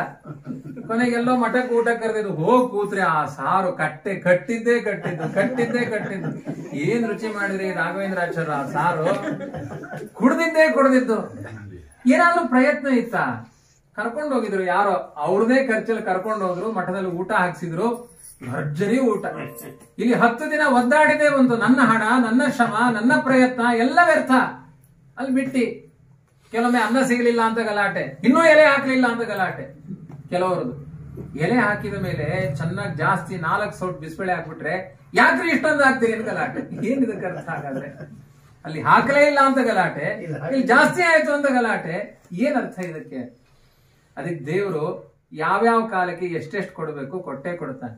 ಸುಖವೂ ಕೊಡ್ತಾನೆ, ದುಃಖವೂ ಕೊಡ್ತಾನೆ. ದುಃಖಕ್ಕೆ ನಿಮ್ಮ ಪ್ರಯತ್ನ ಹೇಗೆ ಬೇಡ, ಸುಖಕ್ಕೂ ನಿಮ್ಮ ಪ್ರಯತ್ನ ಬೇಡ. ಇದ್ದು ನೋಡಿ ತಲ್ಲಣಿಸದಿರೋ ಕಂಡ್ಯ, ಇದನ್ನೇ ಹೇಳಿದ್ದು. ಎಲ್ಲ ಶ್ರೀಪಾದರಾಜರ ಅನುಭೂತಿಯ ಮಾತುಗಳೇನು. ಶಾಲ್ಯೋದಾನ, ಬೆಣ್ಣೆ ಕಾಸಿದ ತುಪ್ಪ, ಚಿನ್ನದ ಹರಿವಾಣದಲ್ಲಿ ಭೋಜನ, ಘನ್ನ ಮಹಿಮನಿಂದ ಕರುಣೆ ತಪ್ಪಿದ ಮೇಲೆ ಕದನ್ನಕ್ಕೆ ಬಾಯಿ ಬಿಡಿಸುವ ಹರಿಯೇ. ಶ್ರೀಪಾದರಾಜರು ಕಾಡಿನ ಮಧ್ಯೆ ಹೋಗಿ ಕೂತ್ರು 64 ಭಕ್ಷ್ಯ ಅಲ್ಲಿ ಯಾರೋ ಒಬ್ಬ ತಂದು. ಮಧ್ವಾಚಾರ್ಯ ಋಷಿಕೇಶಕ್ಕೆ ಹೋಗ್ತಾ ಇದ್ರೆ ರುದ್ರದೇವರಿಗೆ ಸ್ವಪ್ನ ಆಯ್ತಂತೆ, ನಾಳೆ ನನ್ನ ಭಕ್ತ ಬರ್ತಿದ್ದಾನೆ, ಪೂರ್ಣ ಜವಾಬ್ದಾರಿ ಸಂತರ್ಪಣೆ ನಿಂದು ಅಂತ. ಪ್ರತ್ಯಕ್ಷವಾಗಿ ರುದ್ರದೇವರು ಬಂದು ಭಕ್ಷ್ಯ ಗೋಚೆಗಳನ್ನೆಲ್ಲ ಸದ್ಯತೆಗೊಳಿಸಿ ಕೊಟ್ಟು ಹೋದ್ರೆ ಶಿಷ್ಯರೆಲ್ಲ ಕೇಳಿದ್ರು, ಅವ್ರು ಯಾರು ಅಷ್ಟು ನೋಡ್ಲಿಕ್ಕೆ ಚೆನ್ನಾಗಿದ್ರಲ್ಲ. ದೇವ್ರು ಹೇಳಿರ್ತಾನೆ, ರುದ್ರದೇವರು ಅಸಿಸ್ಟೆಂಟ್ ಕೆಲಸ ಮಾಡಿ ಹೋಗಿರ್ತಾರೆ, ಊಟ ಮಾಡಿ ಅಂತ. ಮಧ್ವಾಚಾರ್ಯ ನಂಬಿ ಬದುಕಿದ್ರೆ ನಿಂತಲ್ಲೇ ಮೃಷ್ಟಾನ್ನ ಭೋಜನ ಇದೆ. ಆದ್ರಿಂದ ದಾಸರು ಹೇಳಿದ್ದೇನೋ ಗೊತ್ತಾ? ಇಟ್ಟಾಂಗಿ ನಂಬದೆ ಕೆಟ್ಟರೆ ನಂಬಿ ಕೆಟ್ಟವರಿಲ್ಲವೋ ರಂಗಯ್ಯನ, ನಂಬದೆ ಕೆಟ್ಟರೆ ಕೆಡಲಿ. ಯಾರು ದೇವರನ್ನು ನಂಬಿದ್ದಾರೆ ಅವ್ರು ಯಾರು ಇಲ್ಲಿ ತನಕ ಮಣ್ಣು ತಿಂದು ಹಾಳಾಗಿಲ್ಲ. ಯಾರು ನಂಬಿಲ್ಲ ಅವ್ರು ಹಾಳಾದ್ರೆ ಹಾಳಾಗ್ಲಿ ಬಿಡು. ದುರ್ಯೋಧನಾದಿಗಳವರು ಕಷ್ಟತರಂ ಯಾಂತು ಸರ್ವೇ ದುರ್ಯೋಧನಾದಯ. ದೇವರಲ್ಲಿ ನಂಬಿಕೆ ಇಲ್ಲದೆ ಇರುವಂತಹ ದುರ್ಯೋಧನಾದಿಗಳು ಮತ್ತೆ ಮತ್ತೆ ಕಷ್ಟಪಡ್ಲಿ. ಆದ್ರೆ ದೇವರನ್ನು ನಂಬಿರುವಂತಹ ಯಾವ ಒಂದು ಸಣ್ಣ ಕ್ರಿಮಿ ಕೀಟಗಳಿಗೂ ದುಃಖ ಆಗುವುದು ಬೇಡ. ಇದು ನಮ್ಮ ತತ್ವ ಸಿದ್ಧಾಂತ. ಸಮಗ್ರ ನಮ್ಮ ಭಾರತೀಯತೆ ಈ ನಂಬಿಕೆಯ ಮೇಲೆ ಇದೆ. ಇದನ್ನೇ ಕೃಷ್ಣ ಹೇಳ್ತಾನೆ. ಅದನ್ನು ಆಚಾರ್ಯ ವಿವರಿಸ್ತಾರೆ. ಏನು? ರಕ್ಷತಿ ಇತ್ತೇವ ವಿಶ್ವಾಸ ತದೀಯೋಹಂ ಇತಿ ಸ್ಮೃತಿ. ಯಾವಾಗಲೂ ನಮ್ಮ ಮನಸ್ಸಿಗೆ ಅನಿಸ್ತಾ ಇರಬೇಕು, ನನ್ನ ರಕ್ಷಕ ಇವ್ರು ಯಾರೂ ಅಲ್ಲ, ಅವ್ರ ಅಂತರ್ಯಾಮಿಯಾಗಿ ಭಗವಂತ. ಅವರನ್ನು ಮರಿಬಾರದು. ಮತ್ತೆ ನೋಡಿ, ಇವತ್ತಿಂದ ಅಪ್ಪನಿಗೆ ಮಗ ಹೇಳುದು, ನೀನ್ ರಕ್ಷಕ ಅಲ್ಲ, ಆಚಾರ್ಯ ಹೇಳಾಗಿದೆ ದೇವರು ಅಂತ, ಹೋಗೋಗ್ ನೀನು. ಹಾಗೆ ಹೇಳುದೆ. ದೇವರು ನದೇವಾ ದಂಡಮಾದಾಯ ರಕ್ಷಂತಿ ಪಶುಪಾಲವತ್ ಎಂತು ರಕ್ಷಿತ ಮೆಚ್ಚಂತಿ ಬುದ್ಧಿಯ ಸಂಯೋಜಯಂತಿತೆ. ದೇವತೆಗಳಾಗ್ಲಿ ಭಗವಂತ ಆಗ್ಲಿ ಗೋಪಾಲಕನ ತರ ಕೋಲ್ ಹಿಡ್ಕೊಂಡು ಬಂದು ರಕ್ಷಣೆ ಮಾಡಲ್ಲ, ಮತ್ತೊಬ್ಬರ ಬುದ್ಧಿ ಒಳಗಡೆ ಪ್ರಚೋದನೆ ಮಾಡ್ತಾರೆ, ಅವರ ಮೂಲಕ ಒಳ್ಳೆ ಬದುಕನ್ನ ಕೊಡ್ತಾರೆ. ಆ ಭಗವಂತ ಆಯಾ ರೂಪಗಳಿಂದ ಬಂದು ಅನುಗ್ರಹ ಮಾಡ್ತಾನೆ ಅಂತ ಬೇಕಾದಷ್ಟಿಂತ ಕಥೆ ಇದೆ. ಇದೇ ಭಗವದ್ಗೀತೆ ಕಥೆಯನ್ನ ನಿರಂತರ ಪ್ರವಚನ ಮಾಡಿದವರು ಯಾದವಾರ್ಯರು ಒಂದು ಬಾರಿ ಯೋಗಕ್ಷೇಮಂ ಮಹಾಮ್ಯಹಂ ಅಂತ ಪ್ರತಿದಿನ ಪ್ರವಚನ ಮಾಡಿ ಹೋಗಿ ಊಟ ಕೂತ್ಕೊಳ್ತಿದ್ರಂತ. ಹೆಂಡತಿ ತಯಾರು ಮಾಡಬೇಕು, ಏನಿದೆ ಮನೇಲಿ ಕೇಳೋ ಆಗಿಲ್ಲ ಅವರು. ನನಗೆ ದೇವರು ಹೇಳಿದ ಕೆಲಸ ನಾನು ಮಾಡ್ತೇನೆ, ನನಗೆ ಹೊಟ್ಟೆಗೆ ಹಾಕೋ ಕೆಲಸ ಅವನು ಮಾಡಬೇಕು ಅಂತ. ಒಂದಿನ ದೇವ್ರ ಪರೀಕ್ಷೆ ಮಾಡ್ಲಿಕ್ಕೋಸ್ಕರ ಒಳಗಡೆ ಹೋದ್ರೆ ಅಡಿಗೆನೇ ಆಗಿಲ್ಲ. 1 ಗಂಟೆಗೆ ಹೋಗ್ತಾರೆ, ಏನು ಆರಂಭವೇ ಆಗಿಲ್ಲ, ಏನು ಮನೆಯಲ್ಲಿ ಏನೋ ಪದಾರ್ಥ ಇಲ್ಲ. ನಾನು 1 ಗಂಟೆ ತನಕ ಈ ಪಾಠ ಪ್ರವಚನ ಮಾಡಿ ಬಂದಿದ್ದೀನಿ, ದೇವ್ರು ನನಗೆ ಹೊಟ್ಟೆ ಕೊಡ್ಲಿಲ್ಲ ಅಂದ್ರೆ ಯೋಗಕ್ಷೇಮ ಮಹಾಮೇಮನ ಸ್ಲೋಗನಿಗೆ ಅಂಗಾರದಲ್ಲಿ ಕೆರೆದ್ರಂತೆ ಅದನ್ನ. ಇದು ಸುಳ್ಳು, ಕೃಷ್ಣ ಮಾಡಿದ ಮೋಸ ಅಂತ ಸಿಟ್ ಮಾಡ್ಕೊಂಡು ಮತ್ತೇನ್ ಮಾಡಿದ್ರು, ಕಂಚಿ ವರದರಾಜನ ಹತ್ರ ಮತ್ತೆ ಭಗವದ್ಗೀತೆ ಪಾರಣೆ ಮಾಡ್ತಾ ಕೂತ್ರು. ಅಮ್ಮನಿಗೆ ಪರಚು ಬಿಟ್ಟು ಅಮ್ಮನ್ ಸರಿ ಹಿಡ್ಕೊಂಡೆ ಅಳ್ತಿರುತ್ತೆ ಮಕ್ಕಳು ಅಂತ ನಮ್ಮ ಸ್ವಾಮಿಗಳ ದೃಷ್ಟಾಂತ. ಏನು ನಿಜವಾದ ಭಕ್ತರು ಬಿಟ್ಟೇನು ದೂರ ಓಡೋಗಲ್ಲ, ಅಮ್ಮನಿಗೆ ಪರಿಚಯ ಅಮ್ಮನ್ ಸರಿ ಹಿಡ್ಕೊಂಡೆ ಅಳ್ತಾ ಇರುತ್ತೆ ಮಕ್ಕಳು. ಅದು ಆ ಸ್ವಭಾವ. ಅಲ್ಲಿ ಹೋಗಿ ಕೂತ್ರೆ ಕಂಚಿ ವರದರಾಜ ಈ ಯಾದವಾರಿರ ವೇಷದಲ್ಲಿ ಬಂದು 6 ತಿಂಗಳಿಗೆ ಬೇಕಾಗುವಷ್ಟು ತುಪ್ಪ ದವಸ ಧಾನ್ಯ ಎಲ್ಲ ತಂದು ಕೊಟ್ಟಂತೆ. ಅಡಿಗೆ ಮಾಡಿಡು, ಈಗ ಬರ್ತೀನಿ ಅಂತ. ಹೆಂಡತಿ ನನ್ನ ಗಂಡ ತಂದುಕೊಟ್ಟ ಅಂತ ಅವಳಿಗೆ. ವರದರಾಜ ಈ ವೇಷದಲ್ಲಿ ಬಂದ. ಕೊನೆಗೆ ಇವ್ರು 3 ಗಂಟೆಗೆ ಎದ್ದು ಹೋದ್ರೆ ಮನೆಯಲ್ಲಿ ಭಕ್ಷ್ಯ ಭೋಜ್ಯ ಎಲ್ಲ ತಯಾರಾಗಿ ಘಮಘಮ ತಯಾರಾಗಿದೆ, ಮನೆ ತುಂಬಾ ಧಾನ್ಯಗಳು. ಕೇಳ್ತಾರೆ ಹೆಂಡತಿ ಹತ್ರ, ಏನೇ ಇದೆಲ್ಲ? ನೀವೇ ತಂದು ಕೊಟ್ಬಿಟ್ಟು ಹೋದ್ರಲ್ರಿ, ನಾನೆಲ್ಲಿ ಬಂದೆ, ನಾನು ದೇವ್ರ ಮುಂದೆ ಕೂತಿದ್ದೆ. ಆವಾಗ ದೇವರ ರಕ್ಷಣೆ 5 ನಿಮಿಷ ವ್ಯತ್ಯಾಸ ಆಗಿತ್ತಷ್ಟೆ. ಆಚೆ ಹೋಗಿ 5 ನಿಮಿಷದಲ್ಲಿ ಇವರು ಮಸಿ ತಗೊಂಡು ಕೆರೆದು ಎಲ್ಲ ಅವ್ಯವಸ್ಥೆ ಮಾಡಿಕೊಂಡು ಹೋಗಲ್ ಕೂತಿದ್ರು.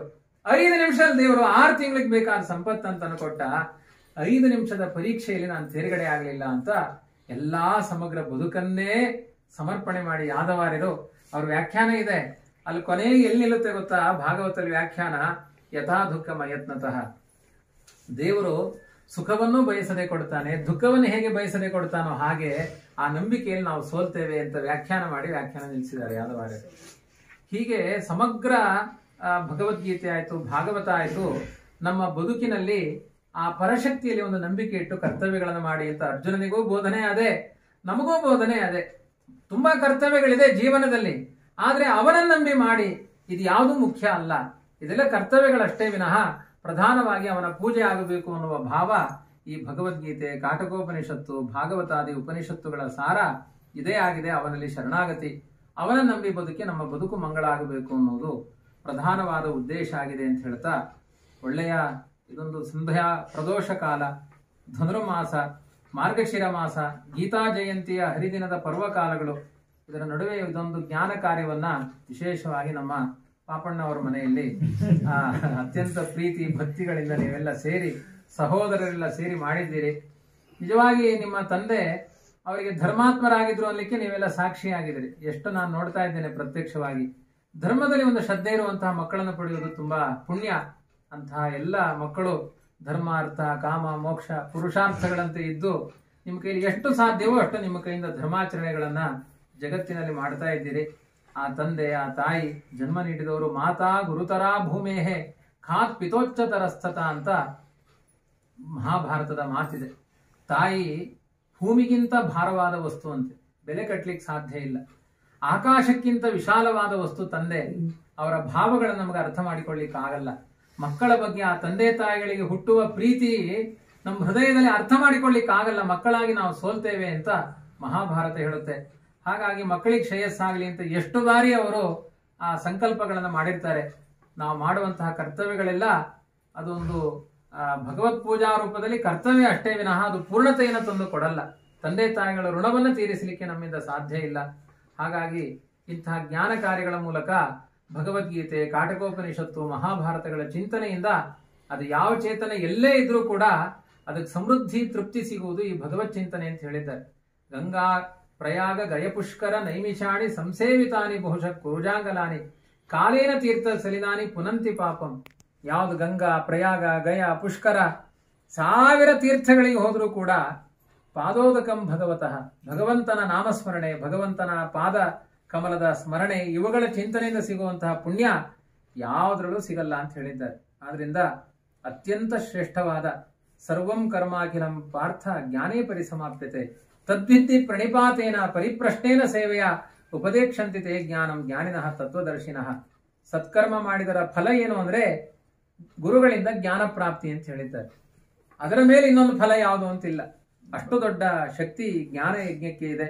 ಅಂತಹ ಜ್ಞಾನ ಯಜ್ಞ ಇಲ್ಲಿ ನಡೆಸಿದ್ದೀರಿ.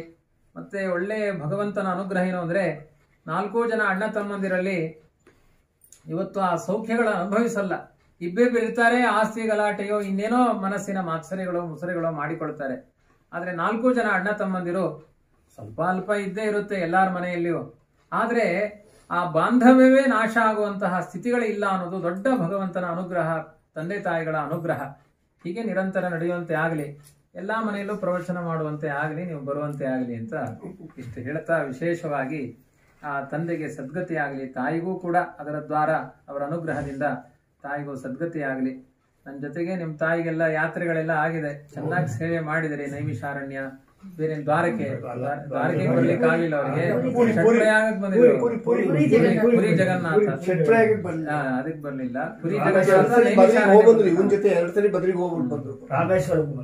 ರಾಮೇಶ್ವರ ತುಂಬಾ ಕಡೆ ಬಂದಿದ್ದಾರೆ. ವಿಶೇಷವಾಗಿ ಹರಿಭಕ್ತರಾಗಿದ್ರು, ಎಂಥ ಒಳ್ಳೆಯ ಹೆಸರುಗಳನ್ನು ಇಟ್ಟಿದ್ದಾರೆ, ಅದೇ ಸಾಕ್ಷಿಯಾಗಿದೆ. ಹೀಗೆ ನಿಮ್ಮ ಮನೆಯಲ್ಲಿ ಒಂದು ನಂದಗೋಕುಲವಾಗಿದ್ದು ತಂದೆ ತಾಯಿಗಳ ಅನುಗ್ರಹದಿಂದ ನಿರಂತರ ಈ ಸತ್ಕರ್ಮಕ್ಕಳಿಗೋಸ್ಕರ ನಿಮ್ಮ ಬದುಕು ಹೆಚ್ಚು ಹೆಚ್ಚು ಮೀಸಲಾಗಿರಲಿ. ಇಲ್ಲ ಪ್ರಾಯ ಆಗ್ತಾ ಇದೆ, ಆದ್ರಿಂದ ಸರ್ಪದ ಒಳಗಡೆ ಪ್ರವೇಶ ಮಾಡ್ತಾ ಇದ್ದೇವೆ, ಆದ್ರಿಂದ ಕರ್ತವ್ಯಗಳ ಕಡೆ ನಮ್ಮ ಗಮನ ಹೆಚ್ಚು ಹೋಗುವಂತೆ ಆಗಲಿ ಅಂತ ಪ್ರಾರ್ಥನೆ ಮಾಡಿ ನನ್ನ ಮಾತನ್ನು ಮುಗಿಸ್ತೇನೆ. ಶ್ರೀಕೃಷ್ಣ.